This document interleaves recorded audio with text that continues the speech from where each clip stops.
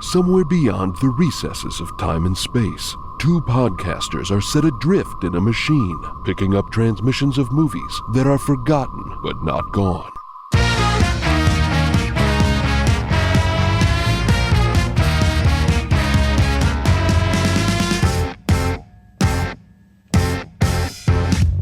Welcome, everyone, to Movie Memory Machine, the only podcast about forgotten movies whose swan song will surely be out of tune. I am your host, Landen Solano, joined always by my co-host, Truman Caps. Truman, it's good to see you. Why are you being so nice to me? Did you just, what, are you just trying to get me to forget how you walked out on me and Mom? You just, go to nice guy school or something? You go to nice podcaster school? Whatever. I'm going to the beach. All right, doing this one solo, everyone. Hope you're ready to go. It's the burden of single podcasting is terrible. Feeling like you have to manage all of the audience interaction on your own while I just, sit in the corner and play my Nintendo DS. No, folks, I'm actually happy to be here, and as we get into our discussion of today's movie, you'll maybe get why I did that hilarious and fun improv bit. This is my new thing where I explain why I told a joke. I think people are really going to like it. It's a tried and true improv technique. It's a tried and true our podcast's technique, which I think speaks to the amount of clout that we've developed over the years. We've been doing it for 8 years. It hasn't stopped us. No, you're right. Only a court order could stop us, and that is probably coming pretty soon. Indeed. Truman, I have a searing question for you. I'm ready. Have you ever had a That One Summer? Yes, Landon, I have had that one summer. Really? You've had that one summer? I don't know if you have. You, the king of parameters, usually give me more to work with than that. But are you talking about a summer where it's just you were a teenager and just kind of felt like everything happened that summer and you learned a lot and maybe you fell in love and maybe you got your heart broken a little bit?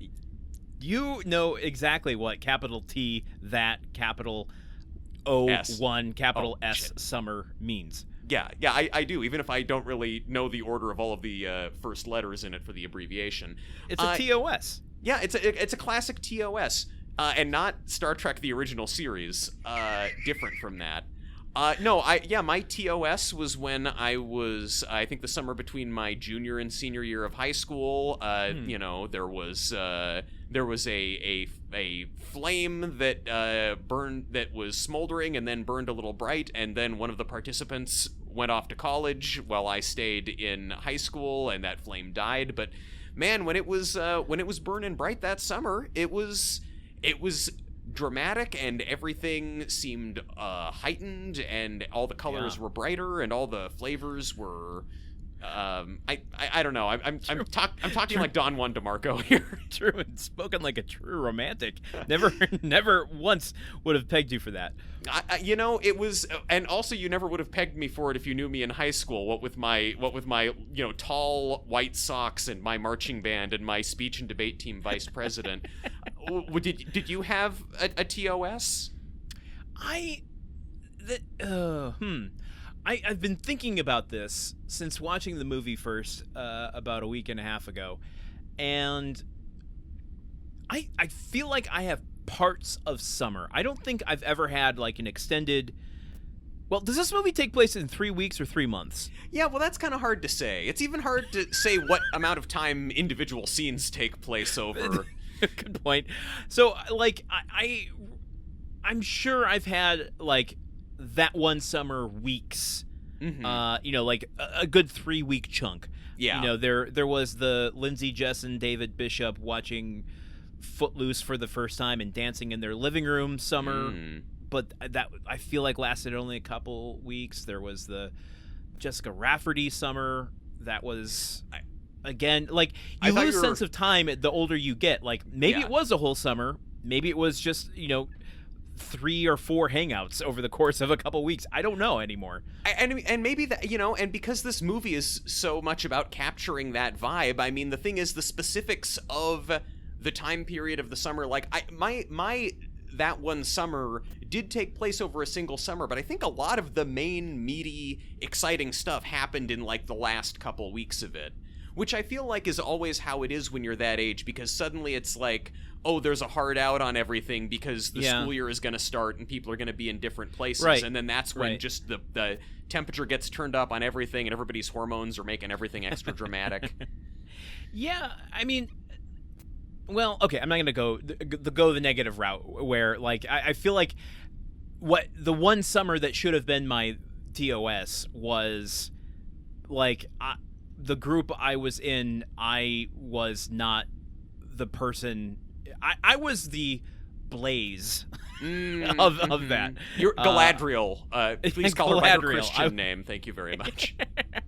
Ooh, you just foreshadowed something big I want to introduce in this episode. The influence of Christianity, which is strong. Go on. We will get there eventually. But what we're talking about today, the machine has made us watch the movie from 2010, took everyone by storm, including the romantic lives of Miley Cyrus and Liam Hemsworth. Yes. I'm talking about The Last Song. The Last Song. Truman, can you play a tune for us? Can I play you a memory? You're not really sure how it goes. 17-year-old piano prodigy Ronnie Miller, played by Miley Cyrus, has been on a rebellious streak ever since her parents' divorce 3 years ago. Her grades have tanked, she's been arrested for shoplifting, and she hasn't played the piano since her dad moved out.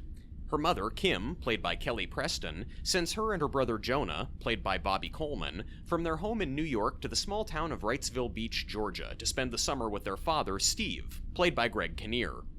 Ronnie, who is still angry at her father because of the divorce, spends much of her time palling around with local bad girl Blaze, played by Carly Chaikin, until her quest to protect a nest full of sea turtle eggs brings her face to face with handsome teenage aquarium volunteer Will Blakelee, played by Liam Hemsworth. As a summer romance blooms between Ronnie and Will, she starts to rekindle her relationship with her father, and the piano as well. That synopsis was almost as long as the Last Song book.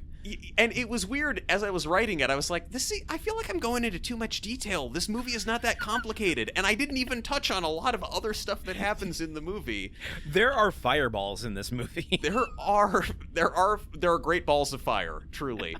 This is why Nicholas Sparks is such an enduring piece of America's literary tapestry. He weaves these very dense stories that have a lot more going for him than you'd expect. There are three things that appear in every Nicholas Sparks novel. 1, 2 people fall in love. Yeah. 2, takes place in North Carolina. Of course, unlike and this movie. 3, because of his last name, there's always something to do with fire. I mean, well, is that truly, is that because of his name? Do you think he signed, No. like he sold his soul at the crossroads to write romantic young adult fiction really well, but part of the deal was fire has to play in. I have watched a lot of interviews with Nicholas Sparks over the last 2 weeks. I have thoughts, I have concerns, I have questions, and we'll get to some of them tonight. The greatest trick the devil ever pulled was convincing Nicholas Sparks to write all those books. Let's go into some specs about this film. It was directed only by Julianne Robinson. Yes.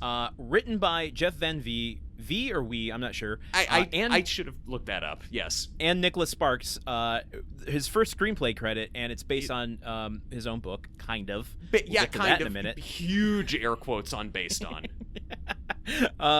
This stars, as you said, Miley Cyrus, Liam Hemsworth, Greg Kinnear, Bobby Coleman, Kelly Preston, and many more.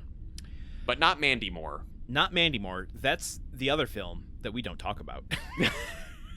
Well, I guess I shouldn't say that. In the Simone episode, you had your Truman Show trauma brought out to air.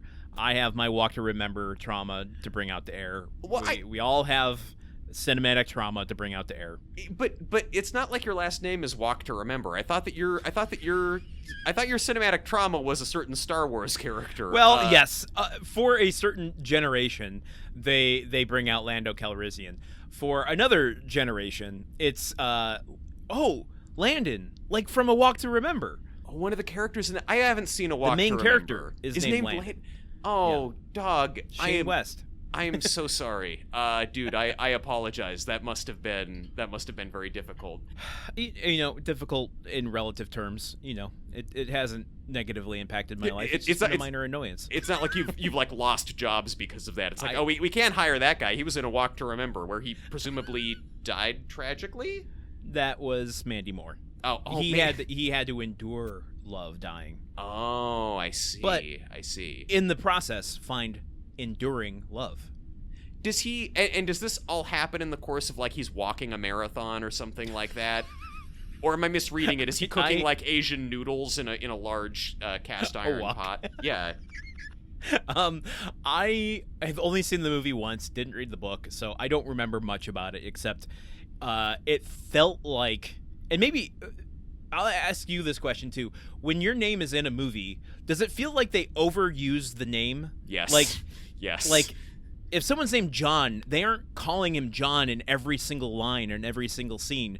I felt like in A Walk to Remember, the kid's name is Landon, and they just keep hammering Landon. Like there's a point where I'm like, okay, this is getting ridiculous. And then the next scene was Daryl Hannah waking him up in bed going, Landon, Landon, Landon, Landon, Landon.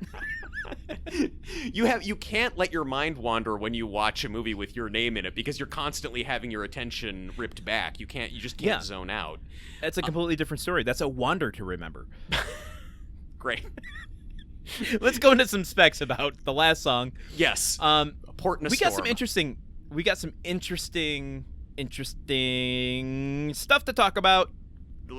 Guest correspondent Larry David, never would have expected him to have strong opinions about Nicholas Sparks. This movie was released on March 31st, 2010. Yep. Do you want to know why that's interesting? I do, in fact, because I'm not able to guess. That's a Wednesday. Oh, not a normal day to release a movie.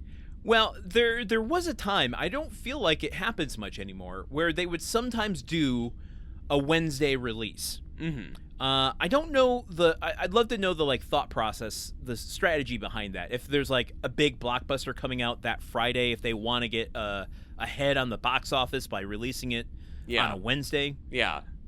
But earmark that because it comes into play in our conversation in just a minute. Okay, great. All right, so it drops on a Wednesday. What number? Well, we're getting a little ahead of ourselves here. Oh, okay. All right. Larry's back.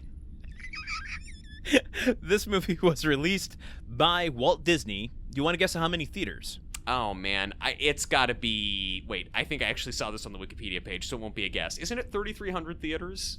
No, actually, going by my numbers, it was 2,673. Okay, well... Which is wide. I mean, remember, this is 2010, so, the amount of theaters that there are in the world has grown every year since then. So. Okay, well, sure, fine. I mean, also, I think I did my research by just asking some guy behind a 7-Eleven, so it's not really Perfect. He knew a lot about Miley Cyrus. I don't know how much of it I can verify. Okay, so here's the interesting thing. Okay. Opens on Wednesday. Mm-hmm. That day, it's number 1 in the box office. What? But by the time it releases through the weekend box office, and the final weekend box office comes in, yes, it's not number 1. It's not number 2. Okay. It's not number 3. All right. It comes in at number 4. Quattro! There is something about this. What have we tapped into? I don't know. What is the biblical numerology answer? Get Dan Brown on the case. I was trying to pick this apart a little bit, and this is my very early in our podcast trying to understand this. And tell me if this makes any sense to you. Okay. Number 4 gives enough room in the top 3 spots for 1, a massive new release that comes out that's just going to dominate the box office. Sure. Maybe even 2, depending on what's being released that weekend. 1 release that was massive the weekend before, and people are still getting to see it because they don't want the big crowds. Yeah. And that leaves the 4th spot for the new one that was going to have a niche audience to begin with.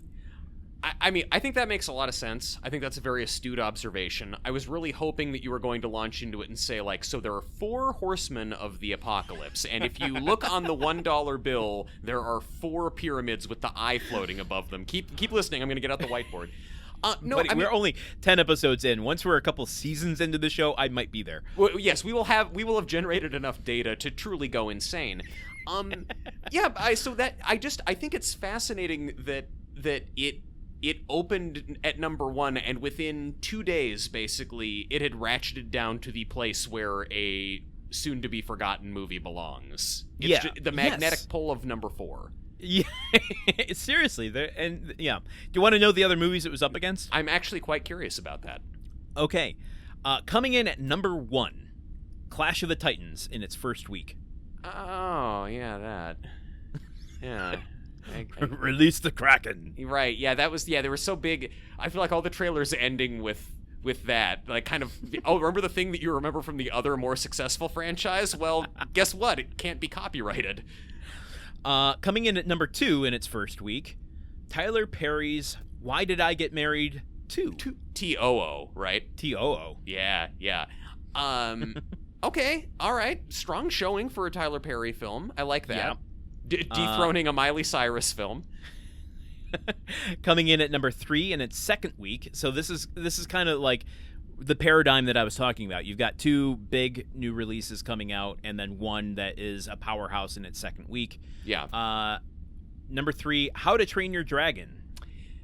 Man, those are still going strong. Those movies, that franchise is one that I feel like I never think about, admittedly, because I haven't seen any of the movies, although I've heard they're great. But it's like, it is this huge franchise that has made people all this money and has all this merchandise and all of this kind of lasting cultural appeal, but it's just never reached the omnipresence of a Shrek or a Minions, you know? Maybe that's a good thing. I think that's a great thing. With no judgment to the people who like them, for my own personal taste, I find the Minions and Minion culture to be, shall I say, unbearable. You think Minion culture is pervasive, Landon? I can't walk across the street without seeing a gigantic Minion looking at me from Universal Studios at risk of doxing myself. I can't send a work email without getting a Minions GIF in return.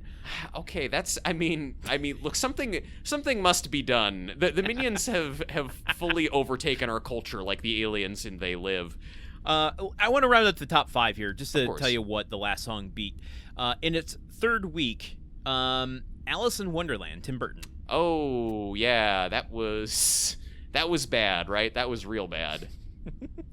I mean, I feel like the second one was worse. Maybe that's an interesting contender for our show. I'm curious how much points the machine gives each of the criteria, because that's a movie I'm aware of, that I think I've seen, and I have zero memory of it. Do you kind of feel like almost every Tim Burton movie made in the past 15 to 20 years is sort of in that criteria? Like, I'll give you another example. Yeah. I cannot say with certainty whether or not I've seen Dumbo. Oh. But everybody knows Dumbo.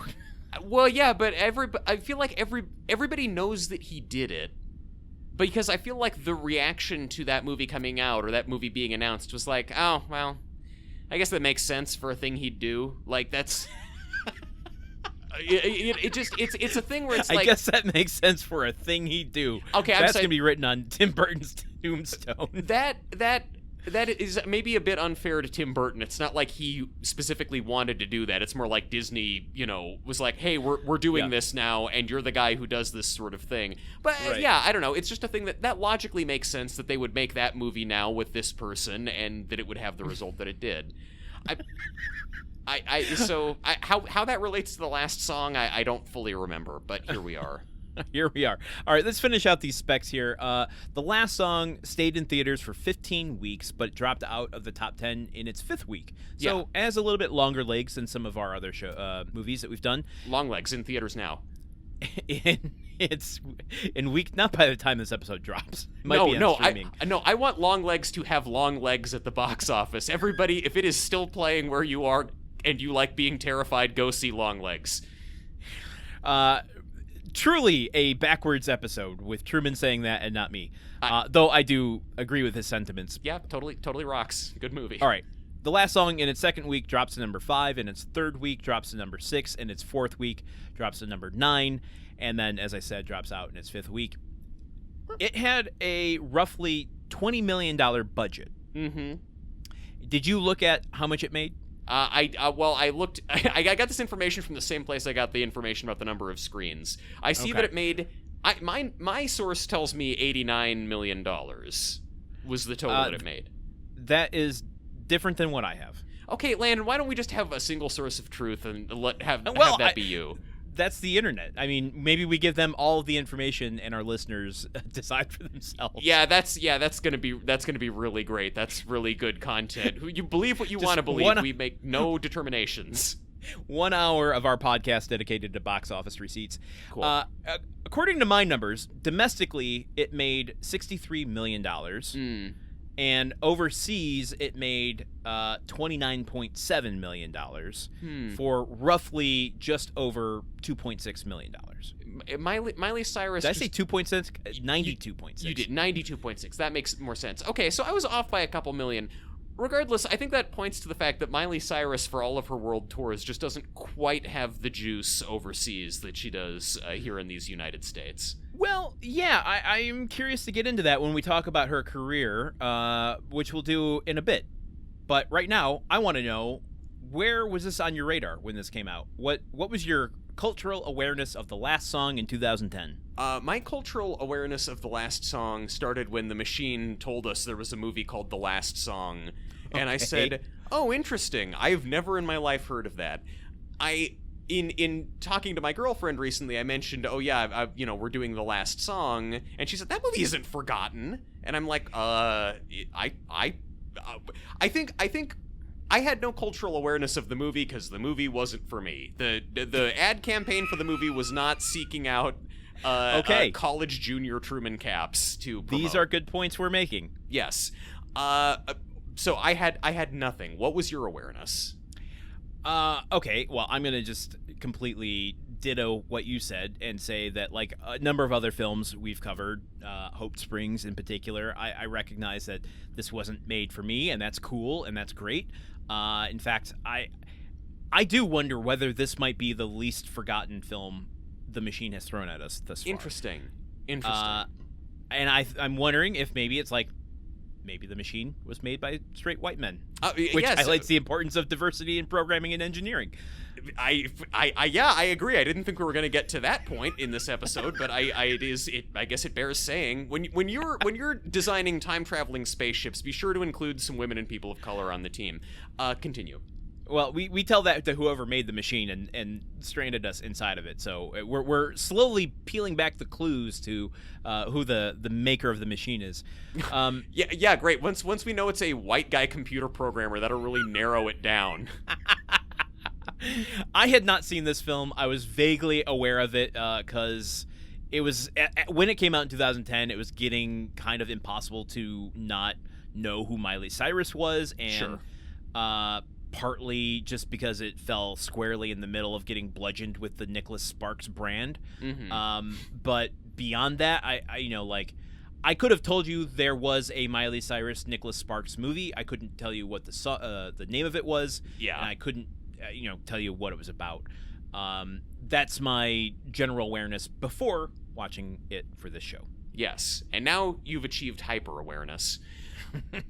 So, as we get into the movie, I just want to take your temperature on something, Landon. You Please. have talked before, both to me personally and on our podcasts, about your love for juggling, and I'm wondering how you feel about the way that jugglers are represented in this movie. Because representation is important, but bad representation can actually lead to harmful stereotypes, I think.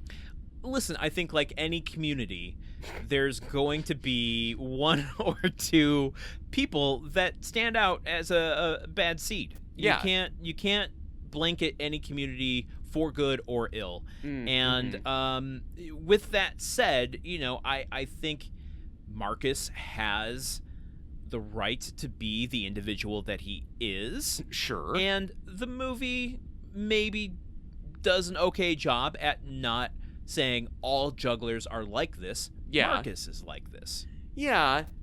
Even though literally the first thing that we see Marcus, the supervillain of this film, doing is lighting a bunch of gasoline-soaked balls on fire and juggling them for a crowd of rapt tourists. Even though that is the way that we identify him, the movie wants us to know this motherfucker juggles fire and his name is Marcus. It's not saying that juggling is the source of his evil. The movie's not. Do you think... Wait, are you saying as a juggler that there's, like, dark forces present in juggling, and if you aren't careful, they can take control? He's, like, gone to the dark side of juggling? Exactly. There's a deal you make with the spirits that keep the balls aloft, and the stronger your bond, the more balls you can juggle. And if you anger those gods, things can go very awry. Marcus sold his soul at the crossroads to the devil for the ability to juggle really well. Nicholas Sparks was first in line. Next up was Marcus, and then Nicholas Sparks was like, "I'm gonna put you in one of my screenplays." I'm gonna blow your mind. Maybe Marcus is the avatar for Nicholas Sparks in this movie. Oh shit! Nicholas Sparks had to get into writing sappy romance novels because the juggling was taking him down a dark path. You know, you can't really get rid of an addiction. You can only replace it with something else, and so he replaced it with paperbacks. I kind of only want to spend this episode talking about Marcus. Marcus is rich. There is a lot. He's literally there. not rich. Well, Will is rich. I mean, some would say that riches are measured not in the amount of money that you have, but the amount of friends and people around you who you care about. The amount of fireballs you can keep up in the air at one time. So, he's richer than me. I can't keep any fireballs or non-flaming materials in the air at a time. Yeah. Okay. So, just a quick note on the flaming fireball thing. It's Mario talking. It's kind of here. an illusion in that he's got the fingerless gloves on. Hell yeah, he does. Hell yeah, he does, Marcus. But you're never, like, when you are juggling, you aren't gripping the ball. Mm-hmm. So you're just kind of, like, gently, doing this with it. Landon is jiggling his hands back and forth in front of the camera. Looks great. How would you describe that? Just kind of patting it a little bit. Yeah, you're just, folks, I'm not going to really describe... He's the ball lands in your hand, palm and you just kind of gently massage it upwards. Okay, dude. Okay, we're getting an explicit tag on our episode already. So there's never enough time. Like it's the illusion of walking on coals. Mm-hmm. You are never allowing the surface of your skin to touch the heat long enough for it to make an impact. Yeah. So like I could juggle. Well, okay, I'm making this claim without. No, say it. Say what you were gonna say. I'm down against. You know what? Fuck it. I'm gonna say it. I have an inner Marcus, and I'm gonna let him out right now. I could juggle fireballs. Yeah. Could you juggle more fireballs than Marcus? No, I can only juggle 3 balls. Oh, dude, come on. You gotta come on. Let's do this. I want a Kendrick Lamar versus Drake level beef to escalate between you and Marcus.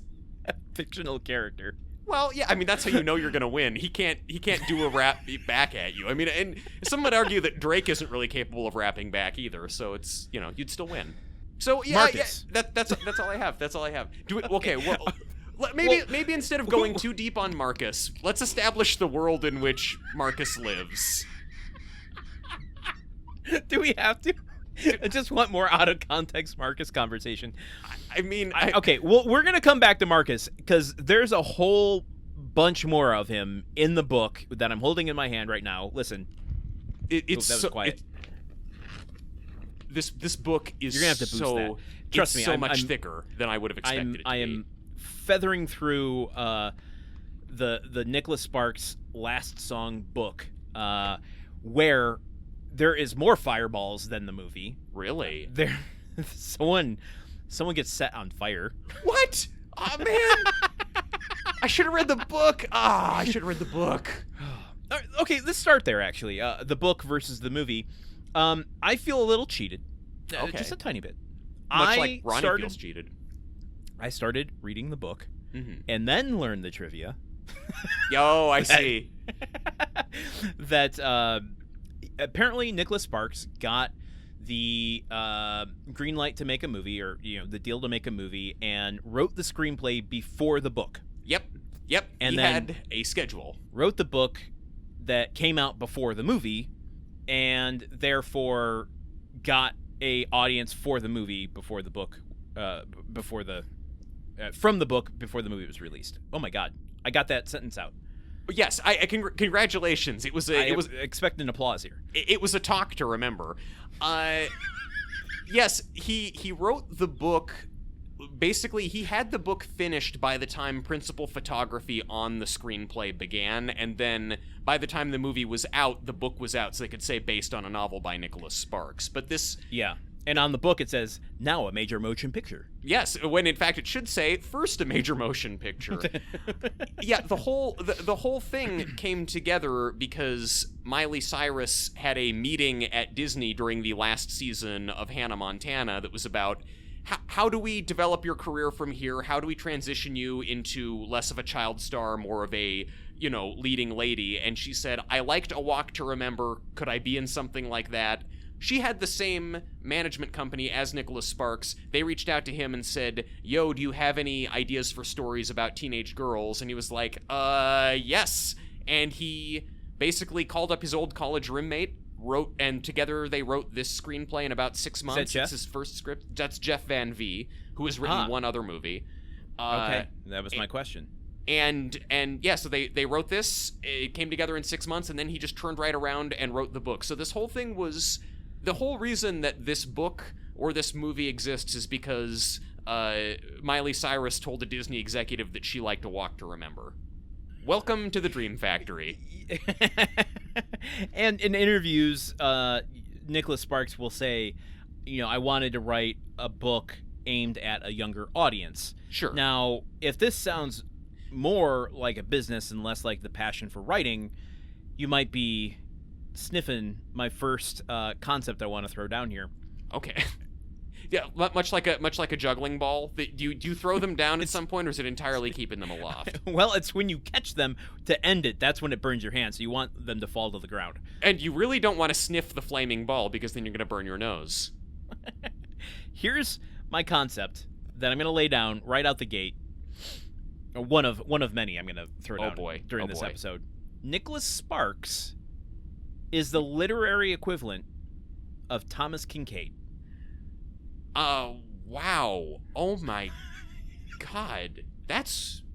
You don't have to lay that concept down. I'm going to catch it and hold it aloft. That perfectly... I was trying to come up with ways to describe Marcus that were pithy. Like, I was calling him, like, Hallmark Joker. I was calling him Hobby Lobby Hannibal Lecter. But yeah, like, that sort of aesthetic. But I never landed on Thomas Kincaid, which perfectly... This movie is just like a kind of fuzzy painting of a cabin or a beach. Yeah, that is made specifically for capitalistic gain. Like, there's really not a lot of... From the writing perspective. Sure. From the writing perspective. Not a lot of lofty passion to tell a story. He is painting by numbers to his own formula. Sure. Which is very much the Thomas Kincaid way. Now, I cannot say whether or not Nicholas Sparks peed on a statue at Disneyland. We don't have any compelling evidence that he didn't. So true. So I can't go as far as making that comparison to Thomas Kincaid. But I think the commercialism and the Christianism... Yes, I chose to phrase it that way. There's no other way to describe the Christian faith. There's not another word for it. The using Christianity as a selling tool. Yeah. I feel like they have in common. Yeah, I'd say Nicholas Sparks doesn't have his foot on the Christianity gas pedal nearly as hard as Thomas Kincaid. It's there. We're going to get into that later. Okay. Here's what. Look, I agree with your assessment that, of the Nicholas Sparks formula, of paint by numbers, of the commercialism or lack of genuine artistic intent, whatever. Simultaneously, I'm gonna drop something. Arguably, this is the best movie we've done for the podcast, with the exception of 54 Director's Cut. I think this movie is a lot stronger and better at being what it is than pretty much everything else we've watched, aside from the sort of bootleg director's cut of a movie that came out like 16 years after the original. So, okay, here's how I'm going to respond to that. I'm not to tout myself, but I want to... He's touting himself right now. I want to show some growth in real time, because I think this is important. This movie is made for teenagers, and it was made for teenagers even 15 years ago, when I was still double the age of a teenager. yes And so it would be very easy to go hard on this movie for not being something that appeals to me. That bringing my expectations to it, and I feel like there's a tendency to do that a lot. By the end of my second watch of this, I don't know that I would go as far as like the best movie we've watched, but I very much felt your sentiment that this is doing what it's setting out to do really well. Yes, that is exactly it. This movie got really savaged by critics. I mean, it just brutal things. Peter Travers said, so bad it makes The Notebook look like Casablanca. There's all kinds of nasty things said about Miley Cyrus's performance. People really went hard on this movie. I want to quote from Roger Ebert's review, which I think if you're sick of listening to us talk about it, you just want to know, you're desperate to know what I think, but you don't want to listen to the rest of the podcast. Just look up Roger Ebert, The Last Song, because his review sums it up perfectly. Because people are more apt to go read a review than listen to someone tell it to them. I honestly, A, think that they are, B, Roger Ebert more qualified than me. Quote, his story here amounts to soft porn for teenage girls, which the acting and abilities of director Julianne Robinson have promoted over its pay scale. The movie is intended, of course, for Miley Cyrus admirers, and truth compels me to report on that basis alone it would get 4 stars. This movie, I mean, he gave it 2.5 stars, which I think is, this is a solid 2.5 stars worth of movie when you go into it knowing this is a Nicholas Sparks movie that is intended for teenage girls who love Miley Cyrus. I think this movie does an admirable job of, like, what if you fell in love with someone beautiful who was really cool? Wouldn't that be neat? Yes, it would. And this movie gives us that. The other thing I want to point out, because you mentioned it a little bit, and I feel like it's important to lay this down for context for this episode. We're laying stuff down, we're throwing stuff down. The forces of gravity are hard at work on this episode. You picked something up and held it aloft, so I mean we're getting all our full exercise in this episode. And you're juggling like crazy. I think Miley Cyrus got an unfair shake in a lot of ways. Yes. One, she I think was emerging. She was a kid here and was like savaged by people, partly because I think of the nepotism. I think that was a big part of it, but I think people were still, like, we talked a little bit about this in Simone. People were still salivating over, who's the new ritualistic sacrifice we can have as a pop culture figure to just disfigure. We can't handle having young women emerging as independent voices. We need to crush them. Your Britney Spears, your Lindsay Lohans. We had moved past those, and I think a lot of the lingering stuff was aimed at Miley Cyrus, and because she was kind of shoved down our throats for a long time. Sure. Not by any fault of hers, obviously. So I think that the comments about her acting in this are unfounded. She does a great job for what it requires. Yes. I mean, her worst moments, I think, are when she's being a bratty teenager. Although I realize brat has been reappropriated into something else. I don't know exactly what that means. Yes, no, when she's being bratty is when she's acting like Kamala Harris, which is good. But it's I think not a bad performance in those moments. It's an effective performance of her being an annoying teenager. I would say that it's a great performance because of those moments, because I think that she's playing a character who has to be really mean and sullen and just like nasty to a couple of friendly characters who we, the audience, immediately like, and she has to do that a bunch. And she, for me at least, remains sympathetic. Like, I don't look at her mouthing off to awesome dude who I love, Greg Kinnear, and think, oh, fuck you. I think, oh, wow, Ronnie, you must really be hurting to say that. Divorce is tough, and clearly this is really something you're grappling with. It's hard to be young. It's hard to... Like, I'm able to have a sort of empathy for her character in this when I feel like a lot of other movies, a lot of other performances, I'd look at this and be like, oh, shut the fuck up. You're rich. You're going to go to Juilliard. Like... Right. She is able to... She bridges a lot of different emotional beats in this. She's funny. She delivers a lot of snarky lines with a lot of kind of snap and vigor, and she's very charismatic. I mean, she's a professional actor. I guess that's her job, but she does her job well. Yeah, so I think all of that, the hatred for Miley Cyrus is completely unfounded. Yeah. I mean, when you're, I mean, just talking about her talent at least. I would also... I mean, I would just say, we watched a movie on this podcast called Don Juan DeMarco, where Marlon Brando was in it, and boy, I certainly enjoyed Miley Cyrus's performance in this movie a lot more than Marlon Brando's. Wow! I think that not only did she make choices about what her character should do, she also seemed to want to be on set, and I think she even memorized her lines. So Miley Cyrus, better actor than Marlon Brando. Copyright Truman Caps 2025. I want one of our listeners to start making movie posters with our quotes on them for the movie poster. Do it. Last song, Miley Cyrus, better than Brando. But yeah, that's my quote, and then your quote is like 3 paragraphs of talking about juggling. It obscures. You asked. I did ask. No, and I was glad that I did. But I think that your comments on the juggling need to be put out there. It completely obscures their gigantic faces almost kissing in front of a sunset. Oh my God. Okay. Let's talk a little bit about this film. I have so much to talk about in terms of my. But I mean, like, what's happening in the film? Sure. What's the backdrop? You gave us a synopsis.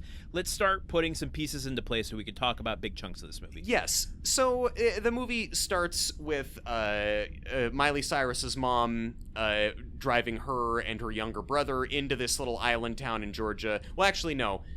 Scratch that. Take that, flip it, and reverse it. This movie starts by establishing a thing that is occasionally touched on throughout the film. A church burns down in this small island town in Georgia. Then Miley Cyrus almost sounds like the start of a song. Yeah. Well, I think it happened on the night that the lights went out in Georgia too. And the night that what's his name jumped off the what's its name bridge.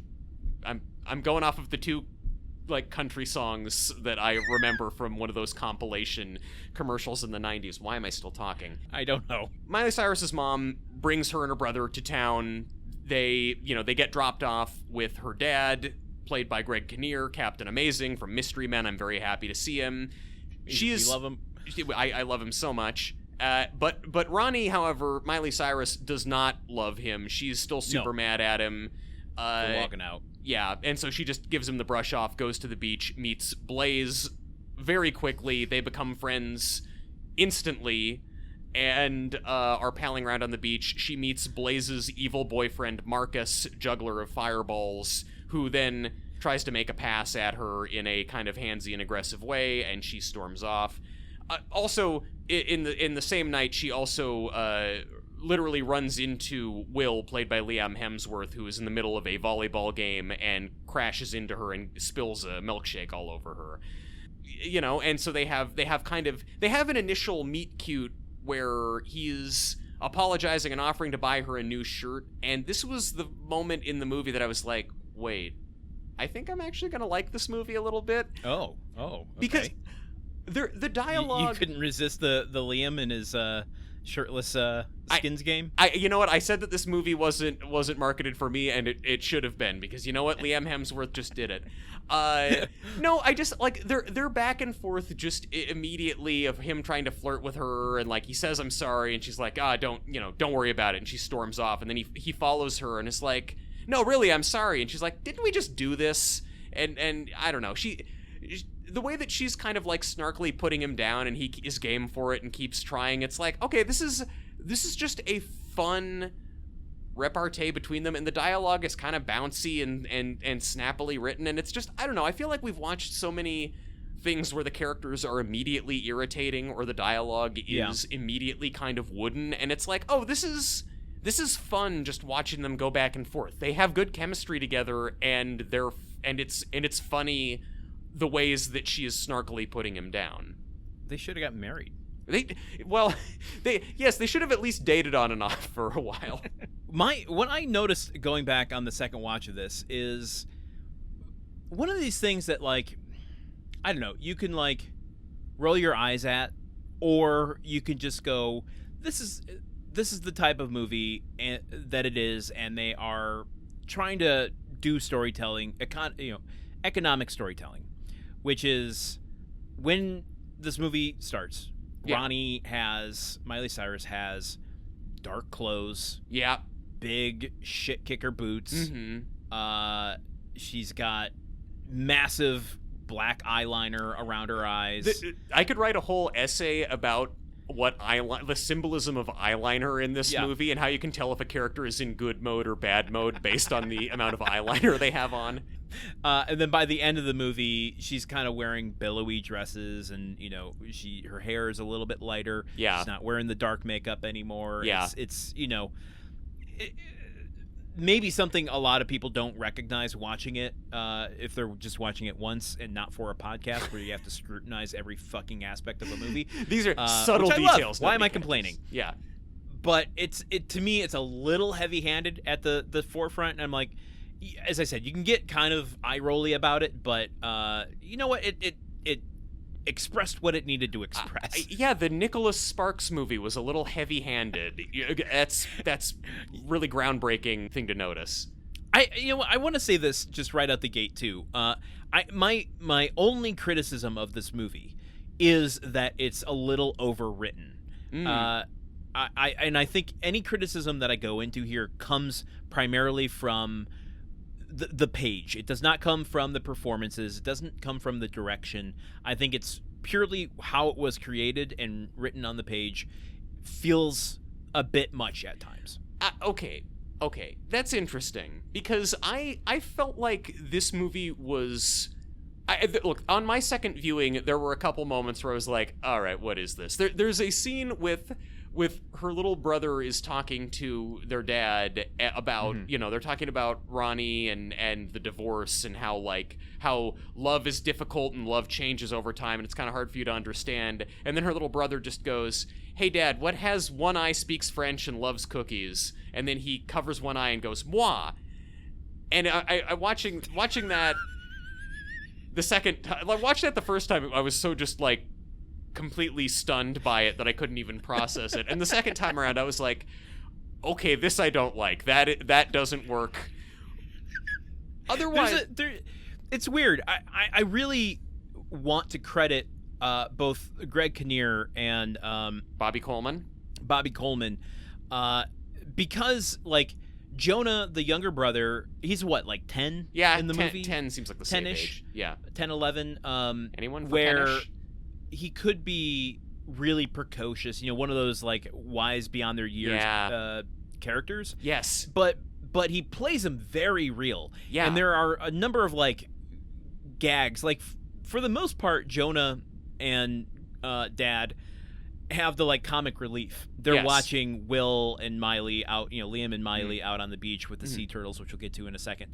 Through binoculars, and they're talking about is he gonna stay there overnight? What if he never leaves? And they start going to this whole riff about what if his corpse is there, and then his corpse never leaves, and then the crabs start to eat his corpse. Yeah, and they're playing off of each other. It's like, no, the turtles are going to eat his corpse. They're going back, they're one-upping each other, which is cute. Yeah, it is, and I wonder, I mean, because that some of that banter isn't in the book, and I wonder if that was, kind of found on set, but it felt very natural. Yes. I really want to credit Bobby Coleman's performance, especially in the emotional God. scenes, because at no point do I feel like, oh, this is a like a super written kid, but it could under the hands of another actor. I feel like we have watched a lot of movies over our podcasting career where there is a child or teen character in it who is just so very clearly written by a 42-year-old man, and it's irritating and grating that they're there, and so I think his writing is pretty good for Jonah, sans the one eye speaks French, loves cookies thing, which is just insane. But yeah, also this is such a meal of a performance for a young actor, and he is like. Yeah. There's one scene where he is like crawling, like military belly crawling out on the beach to where Liam and Miley have fallen asleep, and it's like, I need your name, rank, and serial number, soldier. My dad sent me out with some rations, but they're vegetarian, so personally I'd rather eat sand. And then, but then like same movie, he is like staring at the ocean in tears, contemplating the death of his father, and it's like, This is just such a wonderful showcase of this young actor's abilities. So I think he and Greg Kinnear and Miley Cyrus as a family unit, they really make this movie work. I completely agree with that. I think it's not even really in spite of the writing, but I think that the performances tone down what could be, really hokey writing. So this is the Greg Kinnear particularly. Sorry. Yeah, no. Greg Kinnear is, I mean, he's Captain Amazing. He is amazing. I think that the thing about the writing, and I think why I am more up on it, is that watching the movie, I kept thinking back to Reminiscence, which is ironic because that whole movie is about remembering things, but. I think that, we said in our episode about Reminiscence that the whole movie feels like a teenager's perception of what love is, and this movie also is that. I mean, it's literally about teenagers falling in love, but it's also this kind of like... Oh, shit. It feels... Are you suggesting Reminiscence should star teenagers? I mean, well, look, yes. If Reminiscence was a movie made by a bunch of high schoolers, like in their dad's backyards or something, or like they got, the gym is standing in for the Reminiscence clinic, I would be exact same script, but just that level of production value, I'd be totally behind it. But both movies have a sort of like teenage love sensibility to them. It's just that Reminiscence is trying to be dark and dangerous and edgy and profound. Like we'll be naked all the time and having sex, and we're gonna, like, when we're together we'll be naked and like talking about myths and tragic death. And the last song takes this very endearing and genuine kind of heart on its sleeve teenage view of infatuation without any of the kind of exhausting cynicism or attempts to be like bigger or more thought-provoking than it actually is. And it's just, so to me, it doesn't feel overwritten to me, because I recently watched the most overwritten movie of all time, Reminiscence. That's fair. This movie is not trying to make you think about, oh fuck, these characters are deep. It's just trying to make you think about like, oh man, they like kissing each other. They're really in love. And it's like, that's cool. I mean, that speaks to a note I wrote that I wanted to express, which is... Was it a note you passed to your sweetheart in geometry class because your teenager's in love? This plays a little bit on what I was saying earlier, which is, as a moviegoer, I'm really interested in cerebral stuff. I have to admit, I don't wear my heart on my sleeve. This movie is not that, and I think, do with more of being open to exploring something through the emotions, rather than just through, ideas in the brain. And so I try to be very like, well, let me meet this on its own level, and of course try to feel it rather than, dissect it, for what it's trying to do with everything. It's trying to make you feel. Yeah. And that's not something I'm very good at. And so feeling. I think that's interesting. Now, I did read the book for this. Yes. As I said, I'm going to do the Foley again. Okay, yeah, people are either going to hear it or they're not going to hear it. You don't. Okay, all right, I'll do it. I'll amplify it with my mouth. Great, dude. Cool. Thank you for that editing task of muting out that noise. Cool. Okay, great. Real hostile podcasting here. Look, much like Miley Cyrus repeatedly tries to break up with Liam Hemsworth, I am going to tell you to go find some other podcaster to make you feel special about yourself. What was I gonna say? Oh, I read this book. So, okay, there were a number of changes the director made to the script, or wanted made to the script, that I feel are better and help it more underwrite, or make it more subtle. Yeah. Whereas the book, and like, this is unabashed Nicholas Sparks' brain, what he wants to. This is the story, the version of the story he wants to tell. Yeah. And this feels very overwritten. I mean, for fuck's sake, it's 406 pages. 406 pages. How, yes. Dude, how much space did you need? You hit 200 and the publishers will package that as a novel. What are you doing? Well, okay, I'm sorry. Wait, no, we're mistaken. Maybe there is true artistic intent and passion at the heart of this. Maybe this wasn't just him signing, getting a check. Well, okay, I'm gonna throw a curveball at you here, Truman. Are you gonna juggle it? Is it on fire? After reading this book and watching the movie, I was curious. Is Nicholas Sparks, because The Notebook, I think, is touted as one of the best cinematic love stories of the 21st century.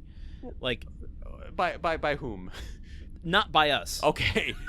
By most of America, though. People are saying, lots of people are saying this. People who are, it's intended for. Yes, okay, yes. The intended audience likes the thing that it does. Yes, go. Yeah, and clearly the movie, Ryan Gosling and Rachel McAdams had, like, off-the-charts chemistry. Sure. And what I was wondering, after watching this, is Nicholas Sparks a middle-aged Christian man, conservative Christian man? Is he capable of writing such potent romantic chemistry, or is it the talent of others that he collaborates with? Does he just lay the blueprint out? So I read The Notebook as well. Oh, wow. Okay. Because I needed to see. I've got my baseline for the Last Song movie, the Last Song book. I've seen The Notebook. If The Notebook is romantic in its text, then I can give some credit to Nicholas Sparks. Okay. This is just me. Long pause. This is just me. Oh boy. I think it is a good blueprint for others to play variations on. Mm-hmm. I don't think the romantic chemistry comes from him. I think he alludes to it, gives people a playground, but it's not crackling the way that it is in the Notebook. Well, would you say, though, that for when you are writing sort of a romance paperback, maybe all you need is to give people a concept, give them a playground for their minds to run wild, because ultimately when you're reading one of these books, you're trying to project yourself into this moment and feel those feelings. And so even if he's not guiding you to them, it's like, hey, imagine if this happened. And then it's like, you can read the story, but you're thinking in your own head, oh, it would just be cool if this was me. I'll acknowledge my own limitations with, understanding the genre or appreciating it for what it is. It's not my go-to. However, there is a lot of talk about nipples and feelings in the loins in The Notebook, which seems particularly not romantic to me. Wow, I love when we break Truman. I love it. I'm sorry. I just I feel like the episode where there's intense textual discussion of nipples would be more of a Don Juan DeMarco thing than a Nicholas Sparks adjacent thing. That's wow, that's interesting. Okay, well, cool. I guess I'm gonna have to read the Notebook, because I need to read some detailed descriptions of nipples. That's the only way I'm gonna find out about that whole deal. Just, for me, if you're talking about getting a feeling in your loins, you're kind of not in the same ballpark as crackling romantic chemistry. Let's get back to the last song, shall we? We're an hour in. Yeah, let's get to that. So, all right, let's talk turtles, shall we? Because that also helps us move the story along. What do you think the theme of sea turtles is? What is it representing? Well, maybe let's first explain why we're talking about sea turtles, No. and we can crack. No, you just want to hit people with turtles and let them fill in the blanks. You have taken me to task for parameters for years. I'm throwing those out the window. I want no context conversations from here on out. Miley Cyrus's dad lives on the beach. The day after her outing and her first encounter with Liam Hemsworth, where the milkshake gets spilled, she finds a raccoon going after a buried nest of sea turtle eggs on the beach, and it becomes her mission to protect them. She calls the aquarium to report, hey, there's these turtle eggs that need guarding. And after she sits out all night guarding them from raccoons, Liam Hemsworth shows up. What? He's a volunteer at the aquarium? He's the one who's going to help protect the eggs? And they get into protecting the turtle eggs together. That's how they finally actually strike up some chemistry. They talk about Dostoevsky together, and then, wouldn't you know it, they're in love. Isn't it Tolstoy? I think it's Tolstoy. It's Anna Karenina, and... yeah, that's Tolstoy. Oh, okay, that's Tolstoy. Well, you have read not one but two Nicholas Sparks books, so I guess you do have a certain passion for literature. So yes, the thing that kind of brings them together and kindles their romance is this nest of sea turtle eggs. What do I think it represents? I think it has something to do with growing up and moving on, because the sea turtles, the eggs have to be protected, but then they hatch, and the baby sea turtles make their way down the beach into the ocean, and then they swim off across the ocean to reunite with their mom. Nurturing a new love, you have to protect it, but there's so many dangers, like grubby little raccoon fingers. Yeah, that could come and damn. What do the grubby little raccoon fingers represent? Marcus. Yeah, I think he's a little raccoon. Marcus, guy. you know what? And raccoons, they also they're kind of like bandits. They have masks on. Marcus definitely a bandit. Marcus is the raccoon of this movie. It's interesting that so much of this movie is concerned with sea turtles, because the movie is called The Last Song. Yes. And there's really not that much music in this movie, but there's a whole lot of turtles. I think I would say it's probably equal. No, I would... Screen time wise, I think it's probably equal. I don't know. I guess that's hard to say. They just turn up the dial on music in the last 10 minutes of the movie, whereas otherwise it's kind of not really a big thing. Okay, this is why it's confusing. We do see Greg Kinnear kind of composing his song, his last song. Sure. In a few moments, but there's a lot of talk about music in this movie. Just like there's a lot of talk about sea turtles in this movie. Mm-hmm. What we actually see of the sea turtles is like one scene of a raccoon getting at its eggs, and then one scene of the turtles going out to sea. But the talk of them is ever present. Like when they're out there, when the budding romance is happening on the beach at night around these turtle eggs, it's not like we're watching the turtle eggs. It's not like the conversation's about the turtles. They're just sitting around in camp chairs around the turtle eggs, falling in love. Okay, so yeah, I guess you're right. So what we both agree the movie could be improved if there was constantly a little inset, just like live turtle cam the entire time. Yes, we're watching them working on the stained glass window. We're watching fireballs getting juggled, but then at the lower right, it's just turtle eggs always, so we know the subtext. Before my 54 parties, where I have that playing on in the background, I often would do live cams of the San Diego Zoo. And that's what I want. I just want a live cam of the baby turtle eggs at the bottom corner of this movie for the entire duration. Okay, so what you're saying, just to be clear, is that was before you found out about 54, you would put on live cams of the San Diego Zoo. Not that pre-party, before you want to have a sexy movie on, you want a movie on that is just like condor eggs hatching and stuff like that. Correct. Yeah, because I think sea turtles, being what they are, would get into 54, and therefore I would just watch 54 and the sea turtles boogieing down. Very slowly, though. Very slow boogieing. You can't get in with that shell. Not with that shell. Oh, Lord. Okay, what else do we say about the sea turtles? I mean, it's interesting. It is interesting. I don't really know what they both, and in the book too. There's an added layer in the book that they hatch on her birthday. Oh. And I'm like, oh, wait a minute. That seemed more significant than it actually is. That's just a coincidence that you wanted to be cute.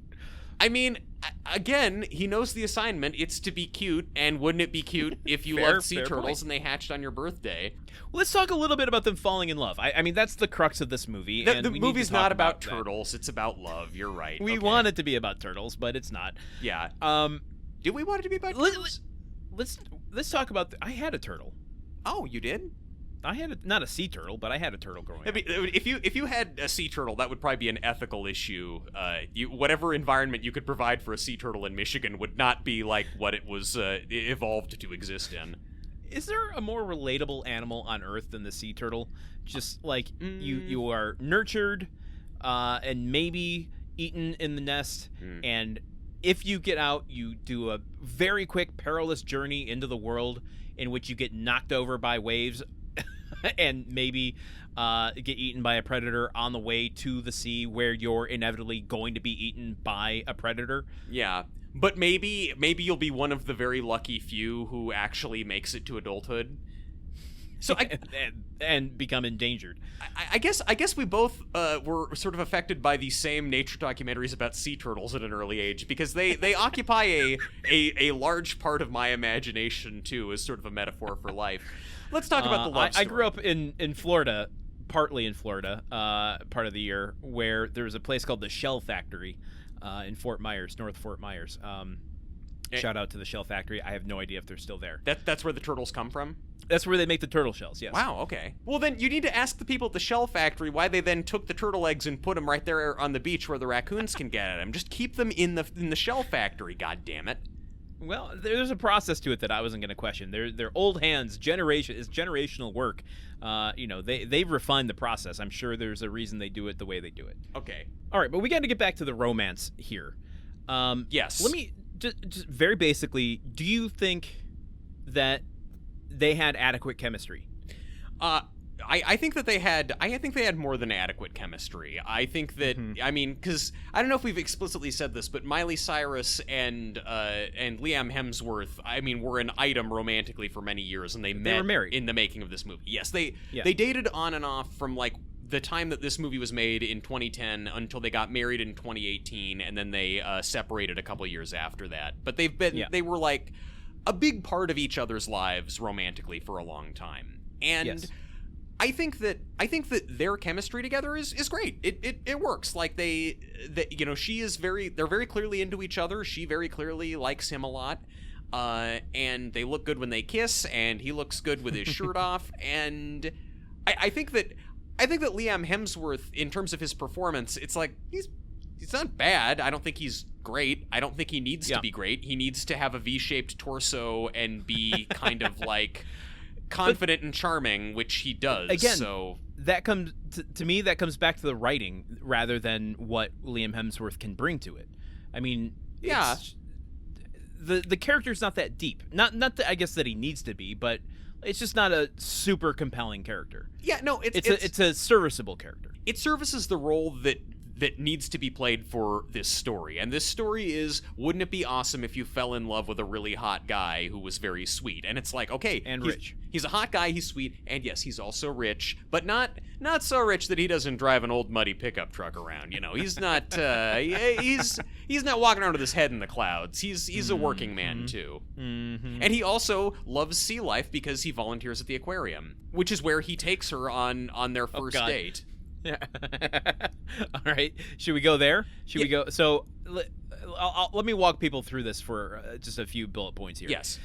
the sea turtles show up. She calls the aquarium. They send out Will. Will comes out there already having kind of a crush on her, and stays out watching the sea turtles from the raccoons for the night, and they kind of bond. The next morning when they wake up on the beach, he convinces her, like, well, at first he asks, so was this a great first date? And she's like, this wasn't a date. He's like, well, it could be.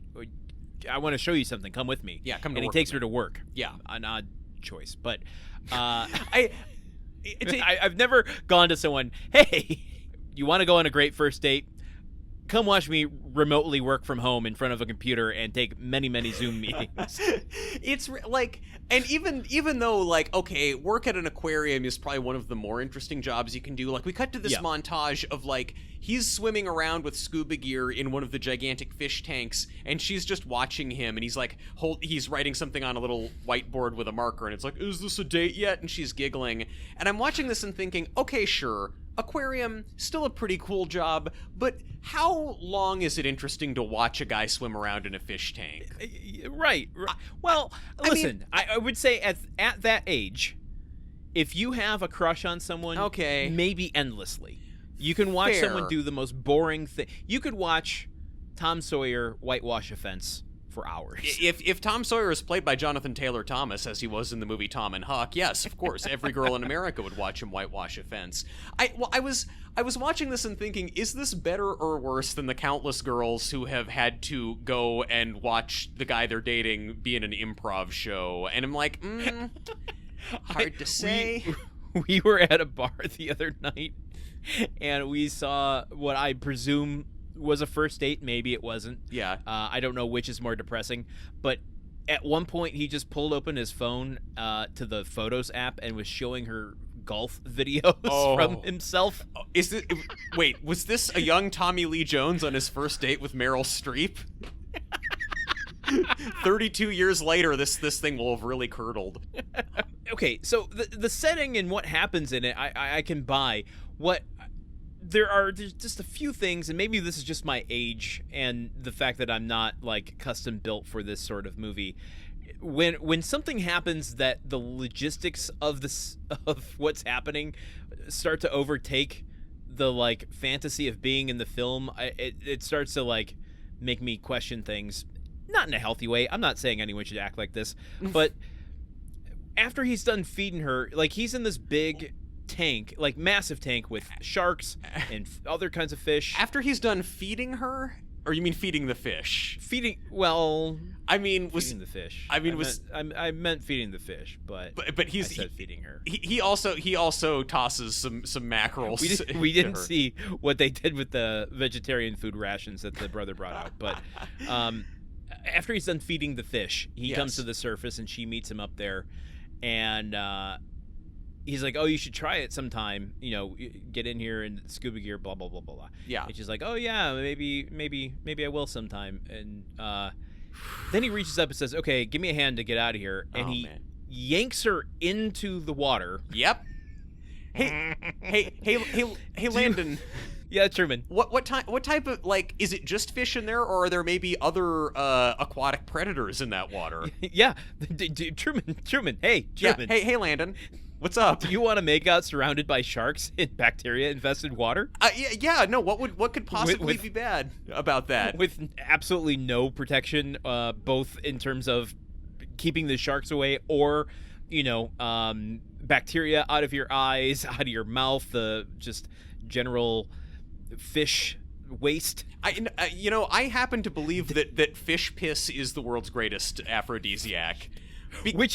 Okay, everyone wants to know, Truman, would you want to have a first date inside of a dirty aquarium tank or inside of Hugh Jackman's butt juice? I mean, look, I've got to say, no disrespect to Mr. Jackman, but it's gonna be the fish piss, not the butt juice. Also, I'm sorry, I'm realizing also that both fish piss and butt juice are probably things you can buy from the Goop. So maybe we shouldn't be casting aspersions on this. But so he pulls her into the water, and they're, like, frolicking in the water and splashing each other, and he's like, she's trying to push his head under and giggling, and there's like other people in the aquarium watching them flailing around in the water together. And I'm sorry to be a buzzkill. The people running this aquarium should be fired and possibly prosecuted for letting a volunteer do this. Yeah, for letting a volunteer do, yes, like, just, this is like, these fish are just trying to live. We've already taken them out of their natural environment. Do not be meat cuting in there. And on another practical level, I mean, we saw the beginning of Jaws. Don't flail around in the water where there's sharks. Exactly. Like, there's literally, there is a wide shot of the sharks swimming past and them up at the top of it flailing around. Also, okay, and this is the last buzzkill thing I'm going to say. I get it. It's a movie. It's a romantic, haha, look at them having a good time moment. In real life, don't push or pull anyone into the water without their consent. Exactly. Ever. It's not cute. It's not fun. It's not funny. People have phones in their pockets. They can hurt their toes. They can hit their heads. Mm-hmm. I mean, it's just never going to be the moment you think it's going to be. Don't pull people into water. It's because this movie takes such a stern view of teenage reckless behavior when it comes to Marcus and playing with fire. But I, pulling someone into a Marcus again. Big tank of water without any warning, wearing all their clothes. I mean, look, the only way that this works and is a cute thing is if you look like Liam Hemsworth. I mean, if you look like Liam Hemsworth, you can set a person's car on fire and they'll be like, "Oh my God, stop it! You rascal, you!" Oh my God! But. So they do this. They splash around, and then next thing is they're at the beach for his volleyball game. This has been a marathon date, by the way. They spent the night together on the beach, babysitting some turtle eggs. They finally kind of, like, she opens up. There's the mutual attraction. She goes to work with him, gets dunked in the water with him, and then it's like, "Hey, you watched me at work. Now do you want to watch me play volleyball?" Like, so much of this date is like, witness me. I mean, me in. Listen, I'm not gonna lie. That sounds like a lot of male behavior, and I'm not even exempt from that. I've never pulled someone into a Shark Tank. I feel pretty good about that. No, I haven't either. Although I have gotten pulled into an episode of Shark Tank when I've been flipping through channels on TV in a hotel, and my girlfriend has been less interested in it. So maybe I have pulled a woman into a Shark Tank. You know what? This movie has pulled us into a spark tank. Just, ladies and hold on. No, don't ruin the moment. Just let the air completely get out of the podcast. Okay. I'm just reminding everyone that we are recording this in summer months, and both of us are having difficulties with air conditioning. It's a heat stroke to remember. Okay. Here's a note I wrote after reading the book. Nicholas Sparks writes teenagers like elder adults wanting to peek inside the head of a teenager to better understand them, and the teenager's thoughts are being overly descriptive of their opinions and intentions rather than what an actual teenage thought would be or intentions would be. And I wrote a page number down. I can give you an example. I feel like, as you're flipping to it, I feel like this might be part of why I have a more favorable impression of the writing, because I didn't just only watching the movie, you don't get access to everyone's inner monologue. Yeah, well, that's true. Okay, in Will's humble opinion, the competition at the junior national tournament weren't scrubs. In Scott's world, however, anyone who lost was a scrub. They beat us last year. Yes, but last year you were even worse than you are now. I had to carry the entire load. Thanks. I'm just saying, you're inconsistent. Like yesterday, after that chick from the Lost Boys stormed off, you played the rest of the game like you were blind. She's not the chick from the Lost Boys. Her name is Ronnie. Whatever. Do you know what your problem is? Yes, Scott. Please tell me what my problem is, Will thought. I'm dying to hear what you think. Scott went on, oblivious to Will's thoughts. Well, of course he's oblivious to Will's thoughts. He can't read thoughts, Nicholas Sparks. It's like that's not how teenagers interact. That's not how they think.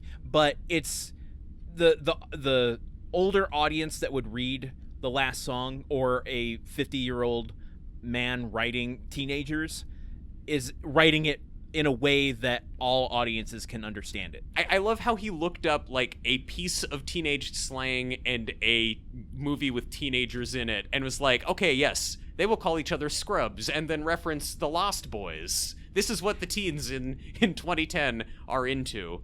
That's not even the last of it. I have a page, and I've forgotten what it is, but when we get back to talking about Marcus, I actually have a passage here that we can talk about, and I can't wait to remember what it is. Will was upset to be rizzed by Marcus so hard. Will thought that he was Brat, but perhaps was Marcus the one who was actually Brat?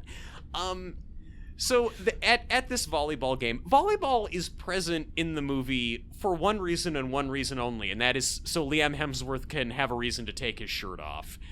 It's confusing. In the book in particular, there is this like importance placed on this tournament. Yeah. And I feel like it translates to the screen only so far as Scott is concerned. Scott's Will's best friend. Scott.